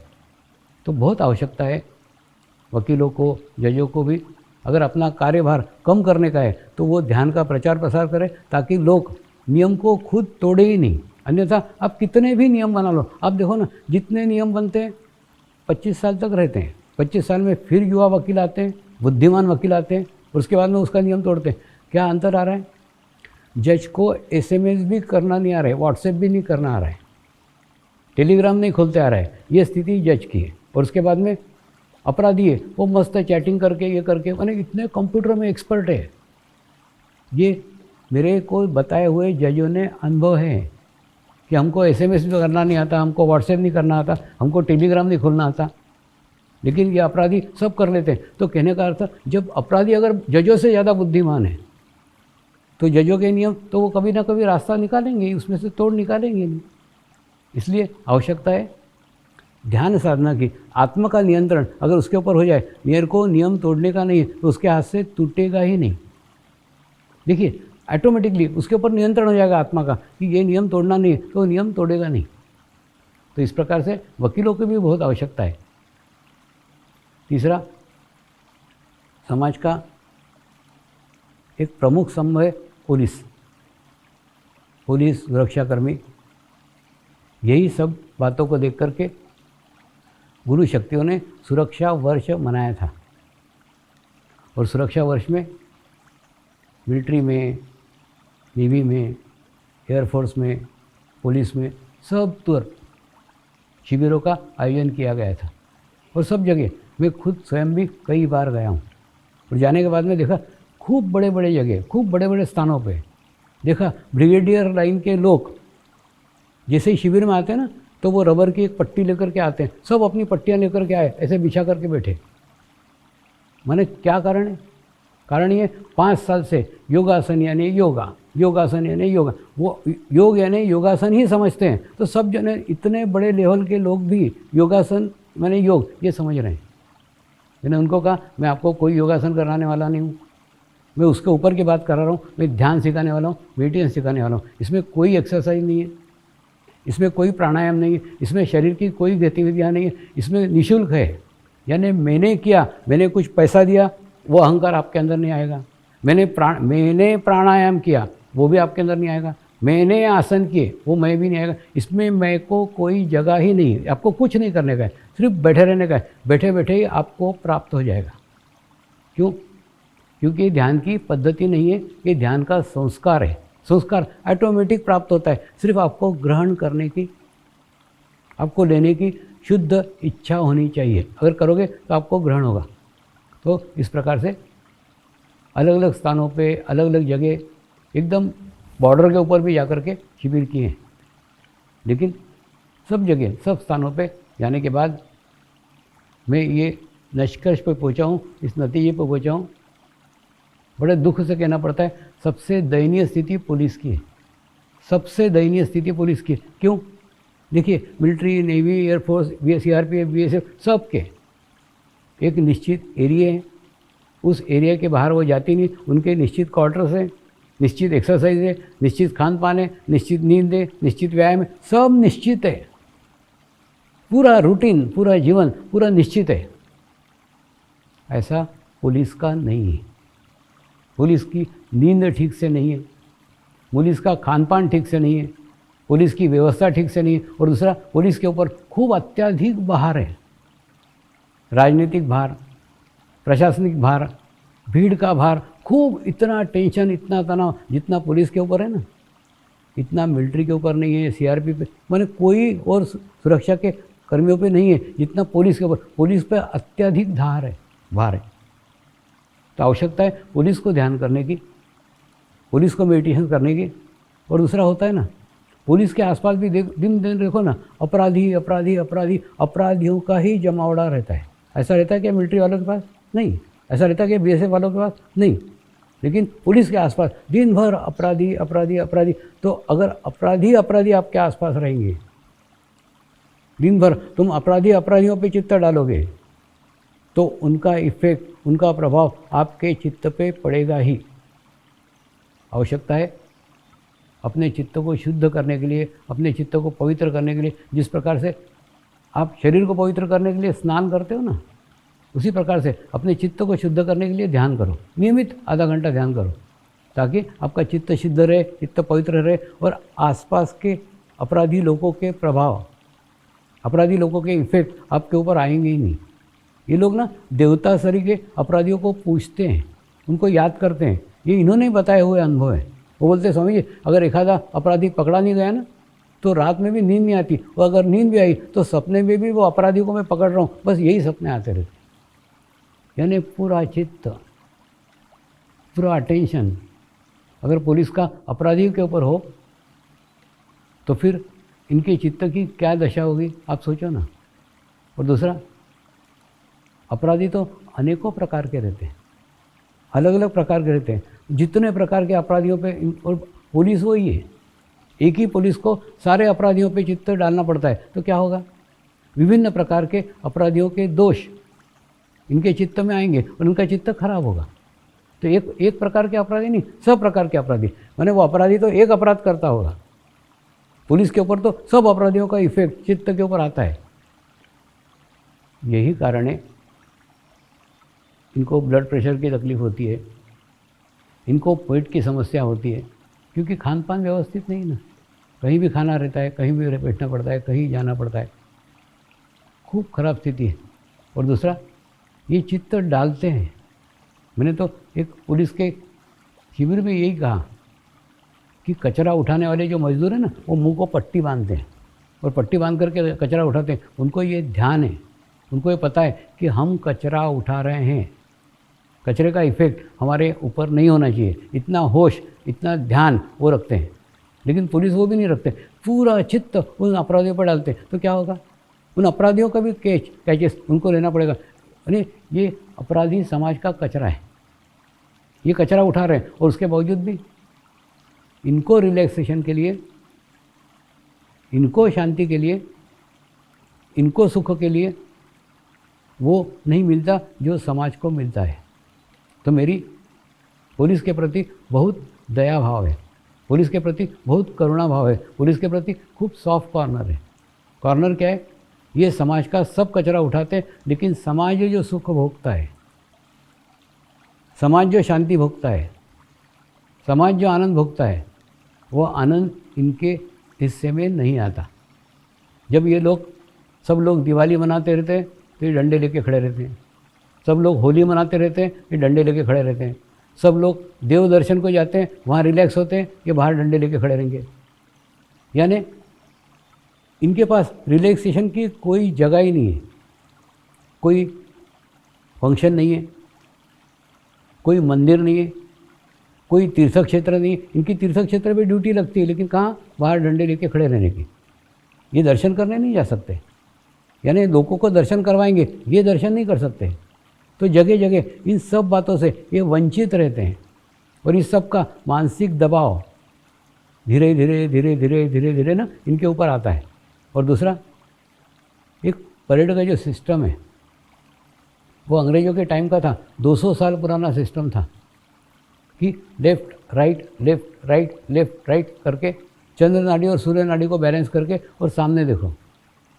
उसके बाद में अपने चित्त को स्थिर रखो, बैलेंस रखो, संतुलित रखो। बहुत अच्छा सिस्टम था, जिससे वो एक पूरी पलटन तैयार करते थे, पुलिस को, जवान को बैलेंस करते थे, संतुलित करते थे। यानी उसकी चंद्र नाड़ी और सूर्य नाड़ी दोनों संतुलित करते थे, दोनों बैलेंस करते थे। लेकिन वो सिस्टम 200 साल पुराना है। 200 साल में बुद्धि का अत्यधिक विकास हो गया है। बाप से बेटा ज़्यादा बुद्धिमान है, बेटे से उसका बेटा और ज़्यादा बुद्धिमान है।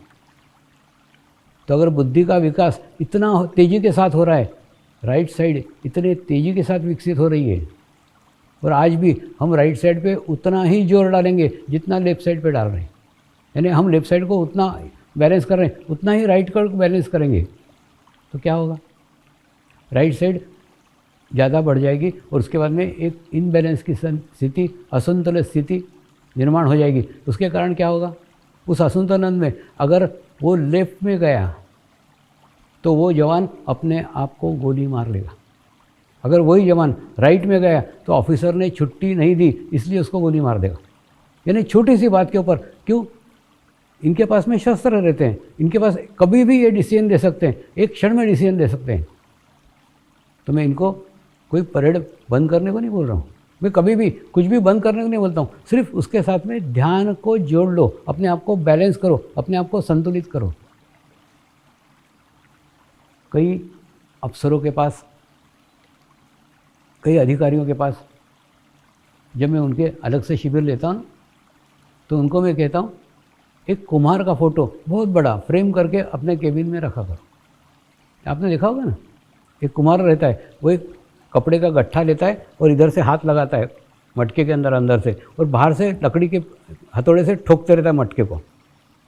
यानी वो मटके को इतना ही ठोकता है कि मटका टूटे नहीं।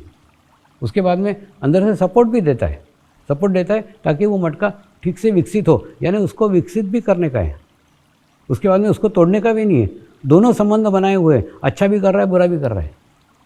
मैं उनको बोलता हूँ, आपके अधीन प्रत्येक जवान के साथ आपके आत्मीय संबंध होना चाहिए। ठीक उस कुमार जैसे, यानी अंदर से सपोर्ट कर रहे हैं, बाहर से ठोक रहे हैं, यानी डिसिप्लिन के मामले में, अनुशासन के मामले में आप एकदम कड़क रहो ना, एकदम व्यवस्थित रहो, कहीं पे भी अनुशासन तोड़ने मत दो। लेकिन उतना ही प्रेम भाव, उतनी आत्मीयता आपकी प्रत्येक जवान के साथ होनी चाहिए। तो आपने अगर कई बार छुट्टी नहीं दी, कई बार डांटा, तो भी जवान गुस्सा नहीं करेगा। क्यों? क्योंकि आपके उसके साथ आत्मीय संबंध है। वो सोचेगा नहीं मेरी गलती थी इसलिए साहब ने मेरे को डांटा, ऐसी परिस्थितियाँ होंगी इसलिए साहब ने मेरे को छुट्टी नहीं दी।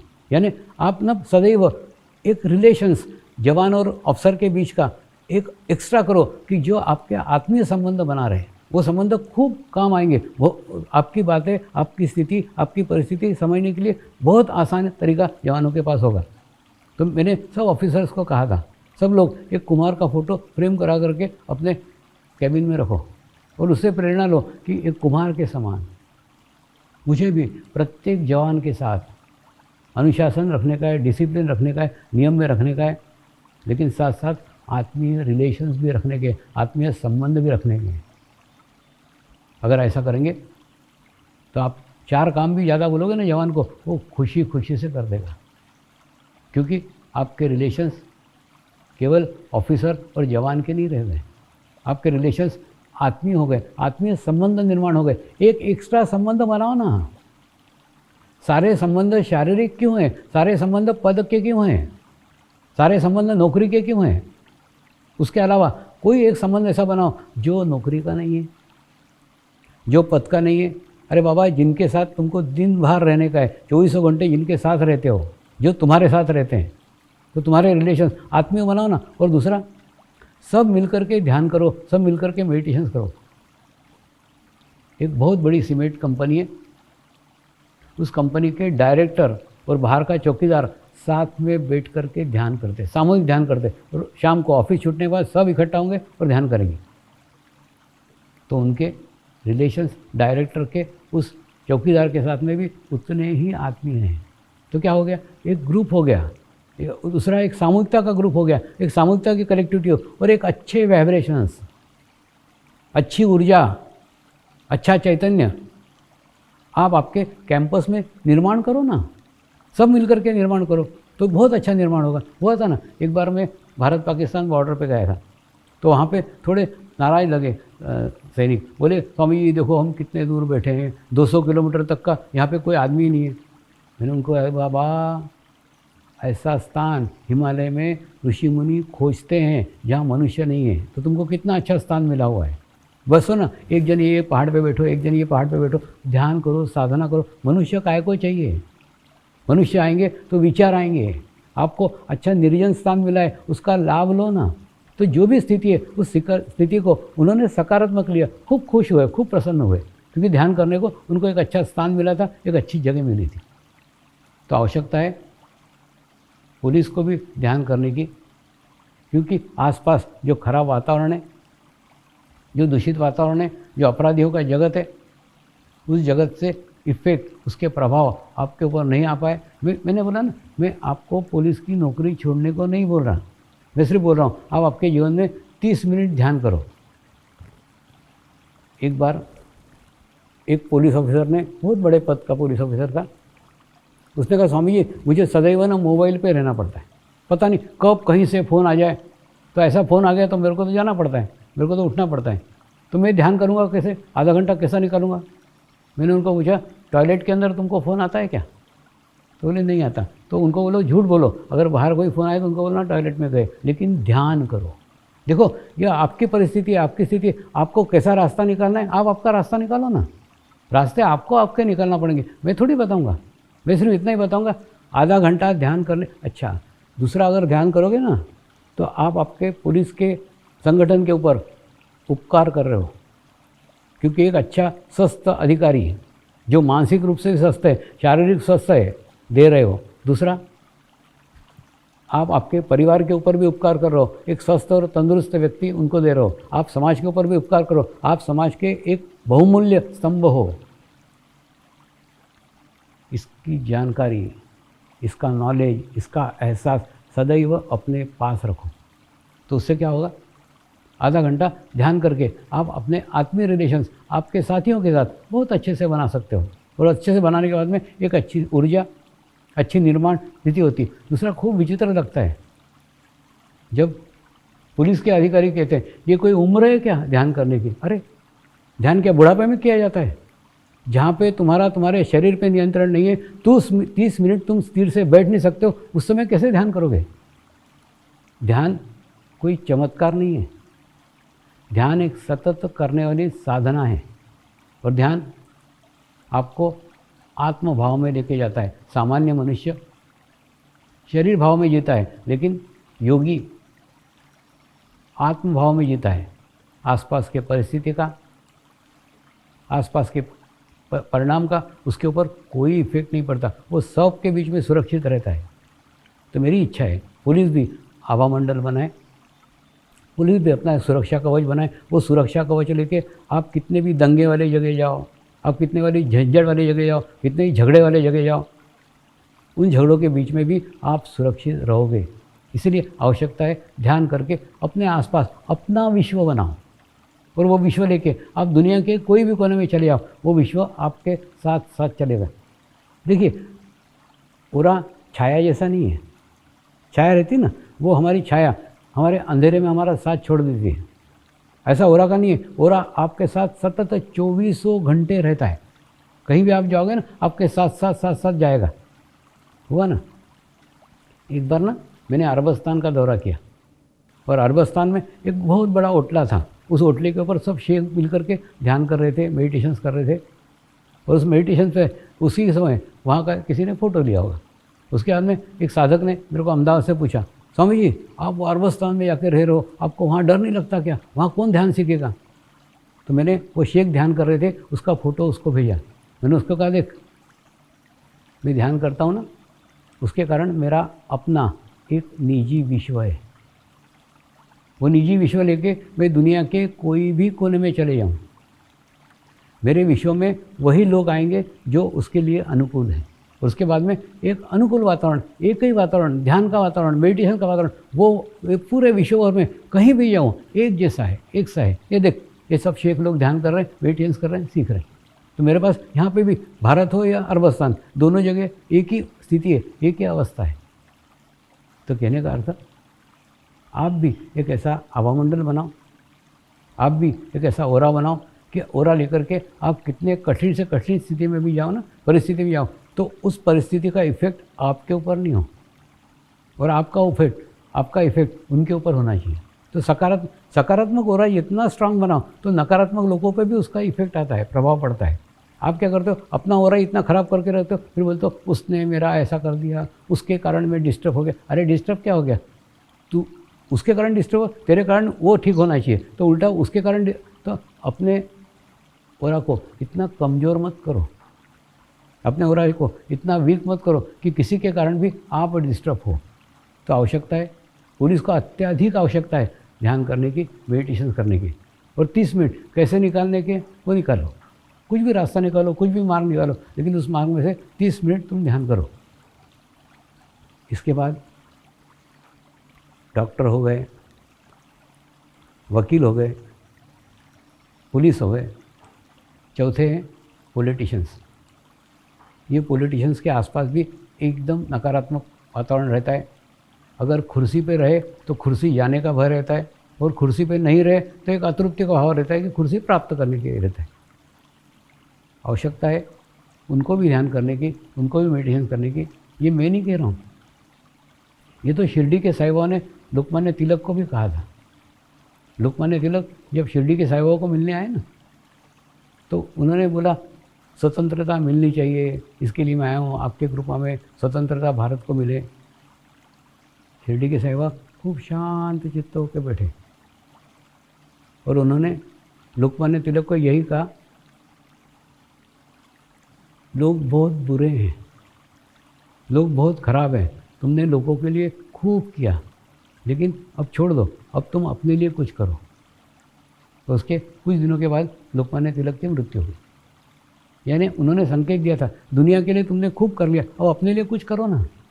तो थोड़ा समय पॉलिटिशियन ने भी अपने लिए देना चाहिए। और दूसरा हो गया ना, बिल्कुल कब्र में पैर लटक रहे हैं, जब मरेंगे तो पॉलिटिशियन मरेंगे, ऐसे काहे को, थोड़ा उसमें से बाहर निकलो। कुछ अपने लिए कब सोचोगे, कब करोगे? पॉलिटिक्स में रह के आप अपने लिए कभी नहीं कर सकते, सदैव आपके पास में ऐसा जमाना रहेगा कि वो आपको डिस्टर्ब करते रहेंगे। तो एक समय के बाद में रिटायरमेंट दो, अपने लिए टाइम दो, अपने लिए समय दो, अपना खुद का करो ना। जैसे लोकमान्य तिलक को उन्होंने सलाह की, वो सलाह एकदम करेक्ट थी। ये पॉलिटिशियन ज़िंदगी भर लोगों के लिए करते रहते हैं, अपने स्वयं के लिए कब करेंगे? अपने खुद के लिए कब करेंगे? आवश्यकता है खुद के लिए करने की, जब तक नहीं करेंगे तब तक कैसा होगा? और दूसरा, पॉलिटिशियन की स्थिति एक योगी पुरुष तरीके होनी चाहिए कि उनके हाथ से समाज का अधिक से अधिक कल्याण हो, ऐसी मेरी शुद्ध इच्छा है। दूसरा, आज कोरोना की महामारी से सारा विश्व त्रस्त है। इस महामारी के 3 नुकसान हैं जो मैंने अध्ययन किए।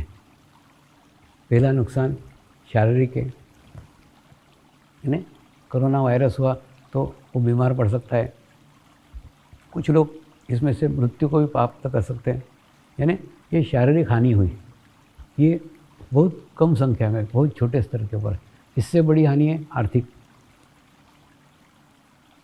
यानी जिनकी नौकरियां गई है, जिनके व्यवसाय बंद हो गए और इतने महीने बंद रहे।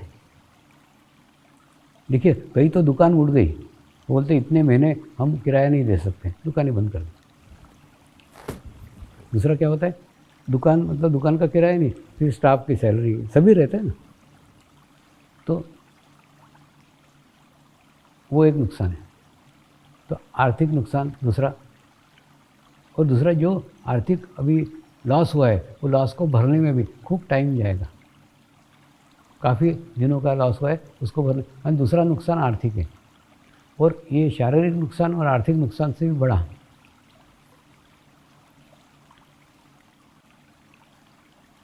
मानसिक नुकसान है।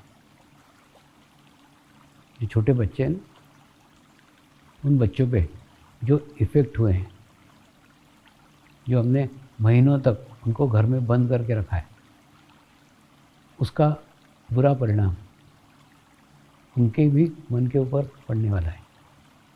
दूसरा, जो प्रेग्नेंट औरतें इस समय काल में प्रेग्नेंट रही, उनके भी शिशुओं पे उसका खराब प्रभाव पड़ने वाला है।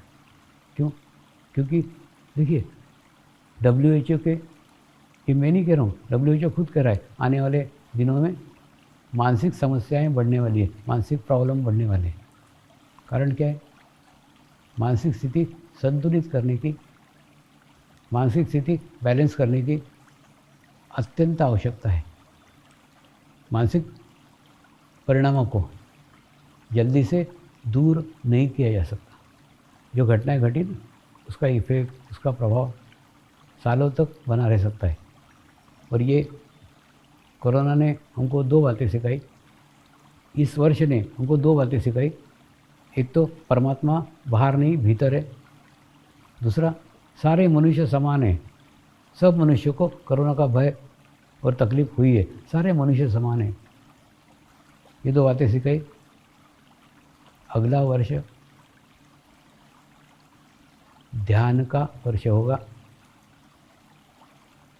अगले वर्ष ध्यान करके, मेडिटेशंस करके आप आत्मभाव में जिए, ये मेरी शुद्ध इच्छा है।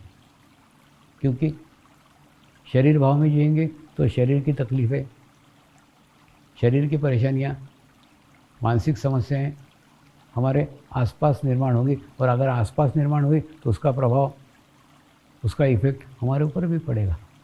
इसलिए ध्यान करने की, मेडिटेशंस करने की आवश्यकता है।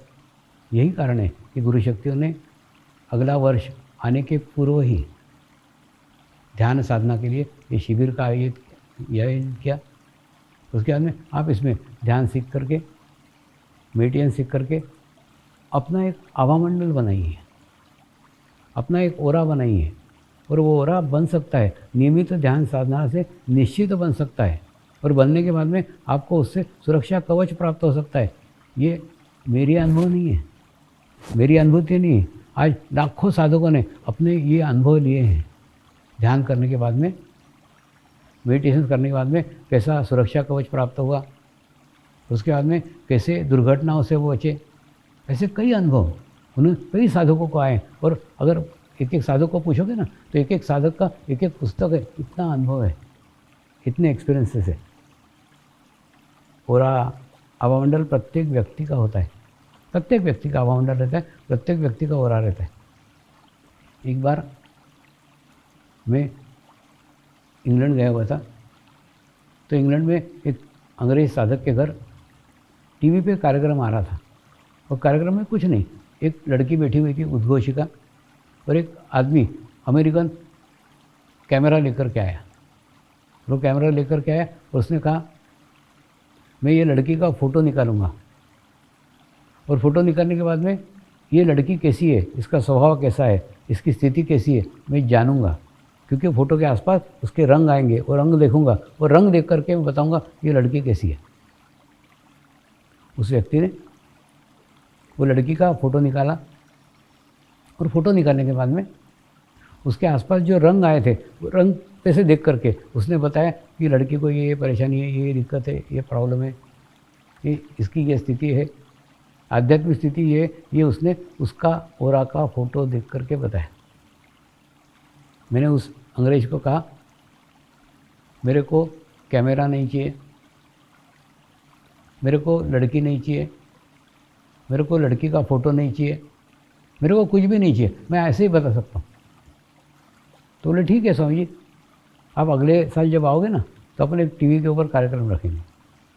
उसके बाद में मैं दूसरे साल फिर गया, तो उन्होंने एक वीनस टीवी करके टीवी था, उस टीवी चैनल के ऊपर एक हनी करके वहाँ की आर्टिस्ट थी, उसने वो साधिका थी, उसने वो कार्यक्रम आयोजित किया।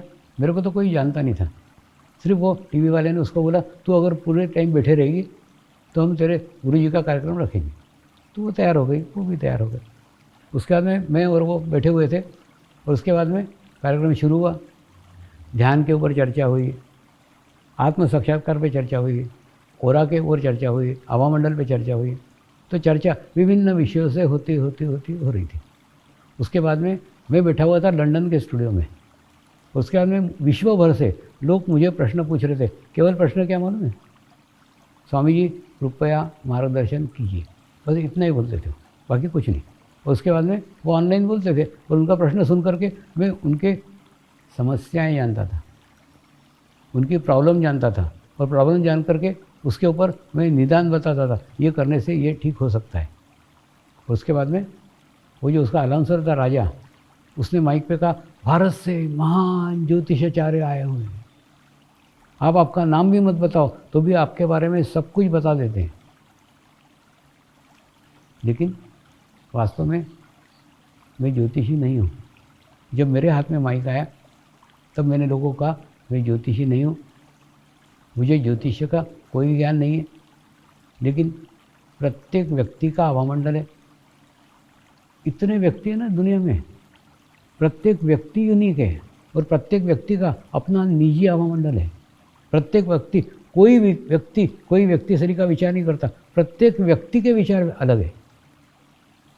कितनी कल्पना करो क्या स्थिति होगी कि प्रत्येक मनुष्य के विचार अलग अलग है, प्रत्येक मनुष्य का आवामंडल अलग अलग है, प्रत्येक व्यक्ति का और अलग अलग है। तो जो भी व्यक्ति मुझे कहता है ना कि मुझे मार्गदर्शन करो, उतने ही क्षण में, एक क्षण में उस व्यक्ति के आवामंडल का अध्ययन हो जाता है, ओरा का अध्ययन हो जाता है, और ओरा का अध्ययन करके उसकी क्या स्थिति है, उसके विचारों की क्या दशा है, वो विचारों का प्रभाव उस पर क्या पड़ा हुआ है, इस सब का अध्ययन एक क्षण में हो जाता है। और एक क्षण में हो जाने के बाद में उसकी समस्या जानता हूँ, उसके प्रॉब्लम जानता हूँ, और उसके ऊपर उसका निदान बताता हूँ, और उसके बाद में मैं उसके ऊपर उनको उपाय बताता हूँ। कहने का अर्थ, योग का क्षेत्र इतना विशाल है, योग का क्षेत्र इतना बड़ा है कि एक स्थान पे बैठ के दुनिया के किसी भी व्यक्ति के बारे में संपूर्ण जानकारी आप बैठे बैठे प्राप्त कर सकते हैं। यहाँ बैठे बैठे आप उसके ओरा का अध्ययन कर सकते हैं। आप यहाँ बैठे बैठे आप उसके आवामंडल का अध्ययन कर सकते हैं, उसकी समस्या जान सकते हैं, उसकी स्थिति जान सकते हैं, उसकी परिस्थिति जान सकते हैं और उसमें से उसको मार्गदर्शन कर सकते हैं, उसको उपाय बता सकते हैं। तो इतने बड़े योग के मार्ग को हमने केवल योगासन तक सीमित करके रखा हुआ है। योगासन से आगे हमारी गाड़ी नहीं बढ़ती आगे। कितना विचित्र है ना, इतने बड़े क्षेत्र को, कितना विशाल क्षेत्र है, कितना बड़ा क्षेत्र है। वसुधैव कुटुंबकम की कल्पना जो हमारे पूर्वजों ने साकार की थी, वो साकार कल्पना केवल और केवल योग मार्ग से ही हो सकती है। इतना विशाल मार्ग को योगासन तक सीमित करना कहाँ तक उचित है? और अगर हमने योग को सारे दुनिया से परिचित कराया तो हमारा नैतिक कर्तव्य है कि हम पूर्ण ज्ञान, समग्र नॉलेज सारे विश्व को दे, ताकि विश्व को पूर्ण योग का ज्ञान हो और मनुष्य के साथ समान व्यवहार करे। हम सब मनुष्य एक हैं, समान हैं। अरे बाबा, जिन संतों ने, जिन महंतों ने ये समाज छोड़ करके एकांत में गए ना, निसर्ग में गए, तो निसर्ग उनके भीतर से बहने लग गया। और जब बहने लग गया तो वहाँ पे नीचे आने का प्रश्न ही नहीं था। लेकिन जिनके अंदर खूब इच्छा थी कि समाज को ज्ञान मिले, वो लोग समाज में आए और समाज में आकर के मनुष्य को सभ्य करने का प्रयास किया। जो उपदेश है ना, जितने धार्मिक उपदेश है, धार्मिक उपदेशों का एक ही उद्देश्य है, आपके भीतर की मनुष्यता को जागरूक करना। बस अब देखो, सभी धर्मों का अध्ययन करो, सभी धर्मों का एकमात्र उद्देश्य है कि आपके भीतर की मनुष्यता जागरूक करना। लेकिन आज हमारा दुर्दैव है कि जो उपासना पद्धतियाँ मनुष्यता को जागरूक करने के लिए निर्माण की गई थी, वही उपासना पद्धतियाँ आज मनुष्यता को नष्ट करने में लगी हुई हैं। सब मनुष्य एक है, समान है। मनुष्य को सभ्य करने के लिए, सुसंस्कृत करने के लिए ये उपासना पद्धतियाँ बनी थी। और जिनको आज हम धर्म कह रहे हैं ना, वो धर्म नहीं, उपासना पद्धतियाँ हैं। धर्म तो हम सबका एक ही है, एक ही था, एक ही है और एक ही रहेगा। था यानी पृथ्वी पे जब हम सब जगह एक ही स्थान पे थे, एक ही जगह, तो हमारी तो एक ही उपासना पद्धति थी ना। हम पंच महाभूतों को परमात्मा मानते थे, परमेश्वर मानते थे। तो एक ही तो धर्म था, एक ही उपासना पद्धति थी। लेकिन आज हमने अलग अलग उपासना पद्धति बना दी और उसको धर्म का नाम दिया है। उपासना पद्धति है जिसको आज हम धर्म कहते हैं। धर्म नहीं है, उपासना की पद्धति है। धर्म तो हमारा सबका एक ही, हम मनुष्य हैं। देखिए, पानी का गुणधर्म रहता है बहना, अग्नि का गुणधर्म रहता है जलना, घोड़े का गुणधर्म रहता है दौड़ना, कुत्ते का गुणधर्म रहता है प्रामाणिकता से रहना। वैसे मनुष्य का धर्म है सबको प्रेम करना, सबको प्यार करो, सबको प्रेम करो। ये धर्म तुम्हारे भीतर से तब जागृत होगा जब आप ध्यान करोगे, जब आप मेडिटेशन करोगे ना, तो आपके भीतर से धर्म जागृत होगा। और धर्म जागृत होने के बाद में आपके अंदर ये भाव स्थापित होगा कि सब मनुष्य समान है, सब मनुष्य धर्म स्थापित होगा, मनुष्य धर्म जागृत होगा। ये केवल भारत देश की बात नहीं कर रहा हूँ। आज 100 से अधिक देशों के अंदर समर्पण ध्यान संस्कार ग्रहण करके लोगों ने ध्यान करना प्रारंभ किया है और सब लोग एक ही भाव रखते हैं कि सारी मानवता एक है, मनुष्य धर्म ही हमारा धर्म है। उनके शरीर के धर्म अलग अलग हो सकते हैं, उनकी उपासना पद्धतियाँ अलग अलग हो सकती है। हो सकता है आपकी उपासना पद्धति अलग हो, मेरी उपासना पद्धति अलग हो, लेकिन हम दोनों का धर्म तो एक ही है ना। हमारा धर्म एक ही है, हमारा धर्म है मनुष्य धर्म। हम मनुष्य हैं, सबसे पहले मनुष्य है। मनुष्य धर्म हमारा सबका धर्म है। उस धर्म को भूल करके हम उपासना पद्धतियों को अपनाएंगे तो प्रगति नहीं होगी, प्रोग्रेस नहीं होगी। प्रोग्रेस होने के लिए देखिए, अगर आपको योग मार्ग में आपको अगर आध्यात्मिक मार्ग में प्रगति करने की, प्रोग्रेस करने की, तो ये दो बातें ध्यान रखो। एक तो परमात्मा यानी विश्व चेतना, जो सारे विश्व भर में फैली हुई चेतना शक्ति, वो परमात्मा है। परमात्मा कोई व्यक्ति नहीं है, परमात्मा का कोई आकार नहीं है, परमात्मा की कोई मूर्ति नहीं है। और जिनको हम मूर्ति या व्यक्ति मानते हैं वो उसके माध्यम हैं, माध्यम है। उनके भीतर से नैसर्गिक शक्तियाँ परमात्मा के रूप में बहती है। तो परमात्मा यानी विश्व चेतना, धर्म यानी मनुष्य धर्म, क्योंकि बाकी सारी उपासना पद्धतियाँ हैं, हम सब का धर्म एक है, हम मनुष्य हैं, ये हमारा मनुष्य धर्म है। तो ये दो बातें अगर आप सीख लो, देखिए जैसे ये दो बातें सीखोगे ना, तो जो गुरु इस स्तर पे पहुँचे हुए, उन गुरुओं के आशीर्वाद आपको मिलना प्रारंभ हो जाएंगे और आपके आध्यात्मिक प्रगति होना शुरू हो जाएगी। कोरोना काल के कारण हमें एक नया शब्द प्रचलन में आया है। वो शब्द है रोग प्रतिरोधक शक्ति। इसी का ही व्यवसाय हो गया है। कई पेय बाजार में आए, ये रोग प्रतिरोधक शक्ति बढ़ाएंगे। कई खाने पीने की वस्तुएं आई, ये आपकी रोग प्रतिरोधक शक्ति बढ़ाएगी। लेकिन थोड़ा इसके ऊपर विचार करो कि रोग प्रतिरोधक शक्ति में रोग कितने प्रकार के होते हैं। मनुष्य के 90% रोग मानसिक है और 10% रोग शारीरिक है। तो ये रोग प्रतिरोधक शक्ति की जो वस्तुएं हम खाएंगे या पिएंगे या अपनाएंगे, पहनेंगे, इससे केवल 10% लाभ होगा। लेकिन उस 90% के लिए कोई भी विचार नहीं कर रहा है, कोई भी नहीं सोच रहा है। जिसके लिए कोई नहीं सोच रहा है उसके लिए गुरु शक्तियाँ सोचती है। 90% जो है ना, उसका संबंध मानसिक है। तो मानसिक रोग प्रतिरोधक शक्ति कैसे बढ़ सकती है? वो बढ़ सकती है आप जितने समय तक निर्विचार स्थिति में रहेंगे। क्या होता है मालूम है? निर्विचार स्थिति यानी क्या? मनुष्य को विचार दो ही प्रकार के हैं। एक विचार है भूतकाल के विचार, माने आपके जीवन में जो घटनाएं घट गई है, जो व्यक्ति आके गए, उनके बारे में विचार। और दूसरे हैं भविष्य काल के विचार, यानी भविष्य की चिंताएं, मेरा आगे क्या होगा, वो विचार।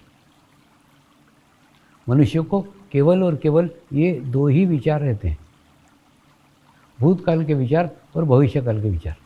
जैसे पुराने ज़माने में नहीं, एक घड़ी आती थी और घड़ी के अंदर एक पेंडुलम लगा रहता था। वो पेंडुलम इधर इधर इधर इधर घूमते रहता था। उसके कारण क्या होता है? ऐसा ही मनुष्य का है। मनुष्य भूतकाल के विचार स्वयं करता है, स्वयं भूतकाल के विचार करता है और उसके बाद में धीरे धीरे धीरे एक फोर्स डेवलप होता है और वो फोर्स उसको फिर भविष्यकाल के विचार करने के लिए प्रेरित करता है। यानी भूतकाल के विचार मनुष्य करता है और भविष्यकाल के विचार उसको आ जाते हैं। अच्छा, फिर 2 रोटी खाता है तो 1 रोटी का एनर्जी खर्च कर देता है भूतकाल का विचार करने में, 1 रोटी का एनर्जी खर्च कर देता है भविष्यकाल का विचार करने में, और बिना एनर्जी का, बिना ऊर्जा का कार्य करता है।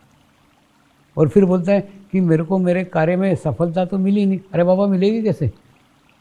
तूने तेरी सारी ऊर्जा, तूने सारी एनर्जी तो खर्च कर दी विचारों के अंदर। जब विचारों में सारी एनर्जी खर्च हो गई तो तेरे पास एनर्जी नहीं बची ना। लेकिन जब हम भूतकाल के कोई विचार नहीं करते, हम भविष्यकाल के कोई विचार नहीं करते और निर्विचार अवस्था में रहते, तब हमारी एनर्जी, तब हमारी ऊर्जा स्टोर होती है। और स्टोर होने के बाद में फिर हम जिस कार्य को करते हैं उस कार्य में लगाते हैं।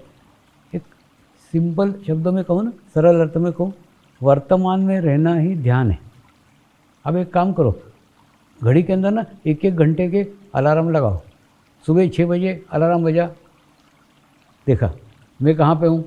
अगर भूतकाल में हूँ तो अपने आप को समझाओ ना, जो अब हो गया ना, अब उसको याद करके अब क्या होने वाला है, चलो छोड़ो, भूतकाल को छोड़ो। उसके बाद में फिर 7 बजे अलार्म बजा, फिर देखो आप कहाँ हो। अगर भविष्यकाल में हो तो आप अपने आप को समझाओ, जो होगा देखा जाएगा ना, क्या भविष्य की चिंता करने की, जब समय आएगा देख लेंगे। तो ऐसा करके अपने आप को आदत डालो, अपना अभ्यास करो कि भूतकाल के विचार नहीं करने के, भविष्यकाल के विचार नहीं करने के, सदैव वर्तमान काल में रहने का, अपना एहसास करने का कि हमको प्रेजेंट में रहना है। तो वर्तमान में रहना ही तो ध्यान है। तो वर्तमान में रहोगे तो क्या होगा, आपको निर्विचारता का स्थिति आएगा, और निर्विचार का स्थिति आएगा तो 90% रोग प्रतिरोधक शक्ति आपको आपके भीतर से बिना पैसे के प्राप्त होगी, निःशुल्क प्राप्त होगी। उसके लिए कोई पैसा खर्च करने का नहीं है, कोई पहाड़ पे जाने का नहीं है, कोई जंगल में जाने का नहीं है, कोई हिमालय में कहीं नहीं जाने का है। आपको केवल निर्विचार रहने का है। उसका अभ्यास करो, उसकी प्रैक्टिस करो। दूसरा, आप कौन से विचार करते हो ये अगर आपको देखने का है ना, तो एक सप्ताह एक डायरी लेके घूमो 24 घंटे। जो भी विचार आता है लिख डालो, जो भी विचार आता है लिख डालो, और उसके बाद में 8 दिन बाद अपनी डायरी पढ़ो, तो आपको मालूम पड़ेगा आप किस प्रकार के विचार करते हैं। देखिए क्या होता है, भूतकाल का एक विचार आता है, एक विचार भूतकाल का, और एक विचार आया ना, उसके पीछे धीरे धीरे धीरे धीरे लंबी लाइन लगी रहती, और फिर विचारों की श्रृंखला चालू रहती। पड़े हुए क्या भूतकाल के विचार कर रहे हैं। तो ध्यान में भी यही ना, आप जैसे ही ध्यान करने के लिए बैठोगे ना, तो आपके अंदर खूब विचार आएंगे, खूब विचार आएंगे। और दूसरा, चित्त आत्मा की आँख है।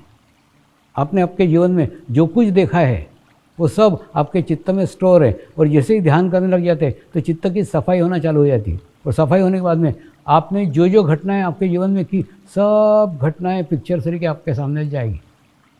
एक जैन मुनि महाराज ने तो मुझे कहा, स्वामी जी 52 साल पहले मेरे हाथ से गलती से एक बिल्ली का बच्चा मर गया था, मैं तो भूल भी गया था वो घटना को, लेकिन उसके बावजूद भी आज ध्यान में बैठा ना तो बच्चा याद आ गया। कहने का अर्थ ये सब आएगा, आप उसकी तरफ ध्यान मत दो।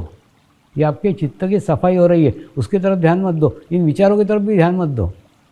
कितने भी विचार आए, विचारों को देखो, विचारों को रोकने का कोशिश मत करो। ध्यान में सब लोग एक ही गलती करते हैं, वो है कि एक तो पहली बात तो मेरे को विचार आ रहे हैं इसलिए मुझे ध्यान नहीं करने का, मेरे से ध्यान नहीं होता। आने दो ना विचारों का, आप विचार मत करो, आप अलग रहो, आप साक्षी रहो, आप विचारों को देखो। विचार देख रहे हैं, आप सिर्फ विचारों को देखो, तो आप देखोगे तो क्या होगा, आप क्या होते हैं मन में, आप विचार करने लग जाते हो, तो आप खुद ही उसको शक्ति दे रहे हो, आप खुद ही उसको ऊर्जा दे रहे हो, और आप फिर विचार बढ़ते जा रहे हैं, बढ़ते जा रहे हैं। आप आपका चित्त डाल के उसको शक्ति मत दो, उसको ऊर्जा मत दो, आप देखो। तो देखोगे तो क्या होगा, धीरे धीरे धीरे धीरे धीरे आपके विचार कम हो जाएंगे, और एक समय ऐसा आएगा कि आपको विचार शून्यता की स्थिति प्राप्त हो जाएगी। इसलिए देखो, मैंने भी हजारों असफलताएं झेली है, गौतम बुद्ध ने भी हजारों असफलताएं झेली है, महावीर स्वामी ने भी हजारों असफलताएं झेली है। हजारों असफलताएं होने के बाद कहीं जाकर के सफल हुए। तो कोई भी ध्यान में अच्छी स्थिति प्राप्त करता है ना, तो एकदम थोड़ी उसको प्राप्त हो जाती।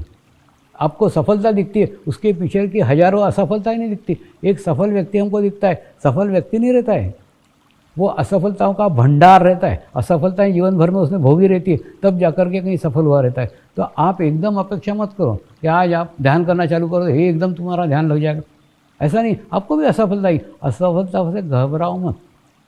आप निरंतर अपना साधना करते रहो, करते रहो, करते रहो, करते रहो। एक दिन ऐसा आएगा आपका ध्यान खुद ब खुद लग जाएगा। और दूसरा, ध्यान करने वाली चीज़ नहीं है, ध्यान होने वाली चीज़ है। जैसे ही आप उस ध्यान की अवस्था में जाते, ध्यान की स्थिति में जाते हैं, आपका शरीर भाव कम हो जाता है, आपका आत्मभाव वृद्धि होता है, ध्यान खुद ब खुद लग जाता है। और फिर कितने देर ध्यान में बैठे इसका पता भी नहीं चलता। अब हम ध्यान करेंगे, अब हम मेडिटेशन करेंगे, कुछ नहीं। जो लोग कुर्सी पे बैठे हुए हैं ना, वो नीचे बैठ जाए। आपका मूलाधार चक्र जमीन को स्पर्श करना अत्यंत आवश्यक है, ताकि भूमि माता आपके दोष, आपकी बीमारियां, आपके विचार शोषित कर आपको निर्मल व पवित्र बनाएगी। पर आपको बैठने में तकलीफ है तो कुर्सी पे बैठो, अपने नंगे पैर जमीन को स्पर्श करो, दोनों हाथ इस प्रकार से रखो। रखने के बाद में ये जो अपना राइट हैंड है ना, इसका हाथ अपने तालू भाग पे रखो, और वहाँ हल्का सा दबाव दो, जोर से नहीं, एकदम आहिस्ता आहिस्ता दबाव देके 3 बार क्लॉकवाइज घुमाओ।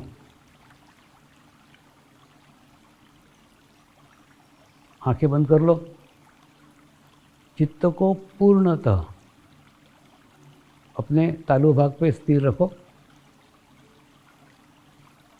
और धीरे धीरे धीरे धीरे अपने हाथ को नीचे ले आओ और चित्त को तालु भाग पे रखते हुए मंत्र का उच्चारण करेंगे। पूर्ण श्रद्धा के साथ करो, पूरे भाव के साथ करो, ताकि जो हजारों लाखों विश्व के साधक एक अच्छी स्थिति में पहुँचे हैं, उस स्थिति का लाभ आपको भी मिले, उस सामूहिकता का लाभ आपको भी मिले। मेरे साथ मंत्र का उच्चारण करेंगे। मैं एक पवित्र आत्मा हूँ।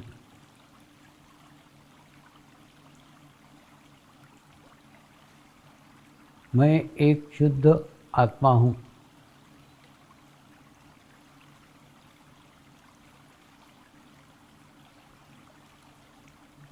मैं एक पवित्र आत्मा हूँ।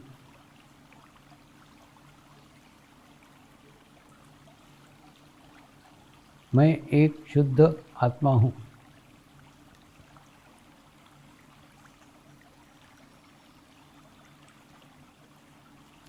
मैं एक पवित्र आत्मा हूँ। मैं एक शुद्ध आत्मा हूँ। अपने चित्त को तालु भाग पर स्थिर करते हुए थोड़ी देर ध्यान करेंगे।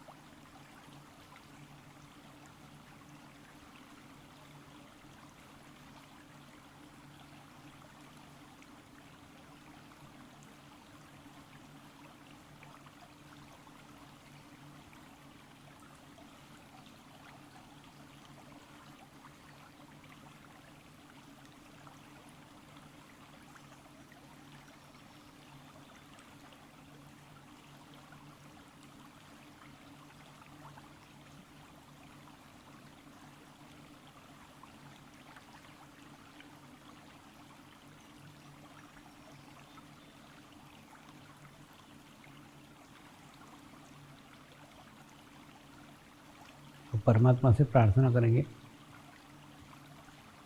हे परमात्मा,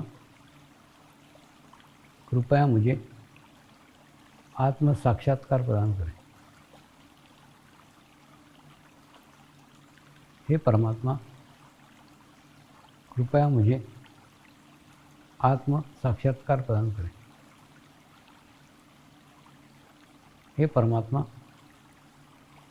कृपया मुझे आत्म साक्षात्कार प्रदान करें। और आपके शरीर में क्या अनुभूति हो रही, उधर ध्यान दो।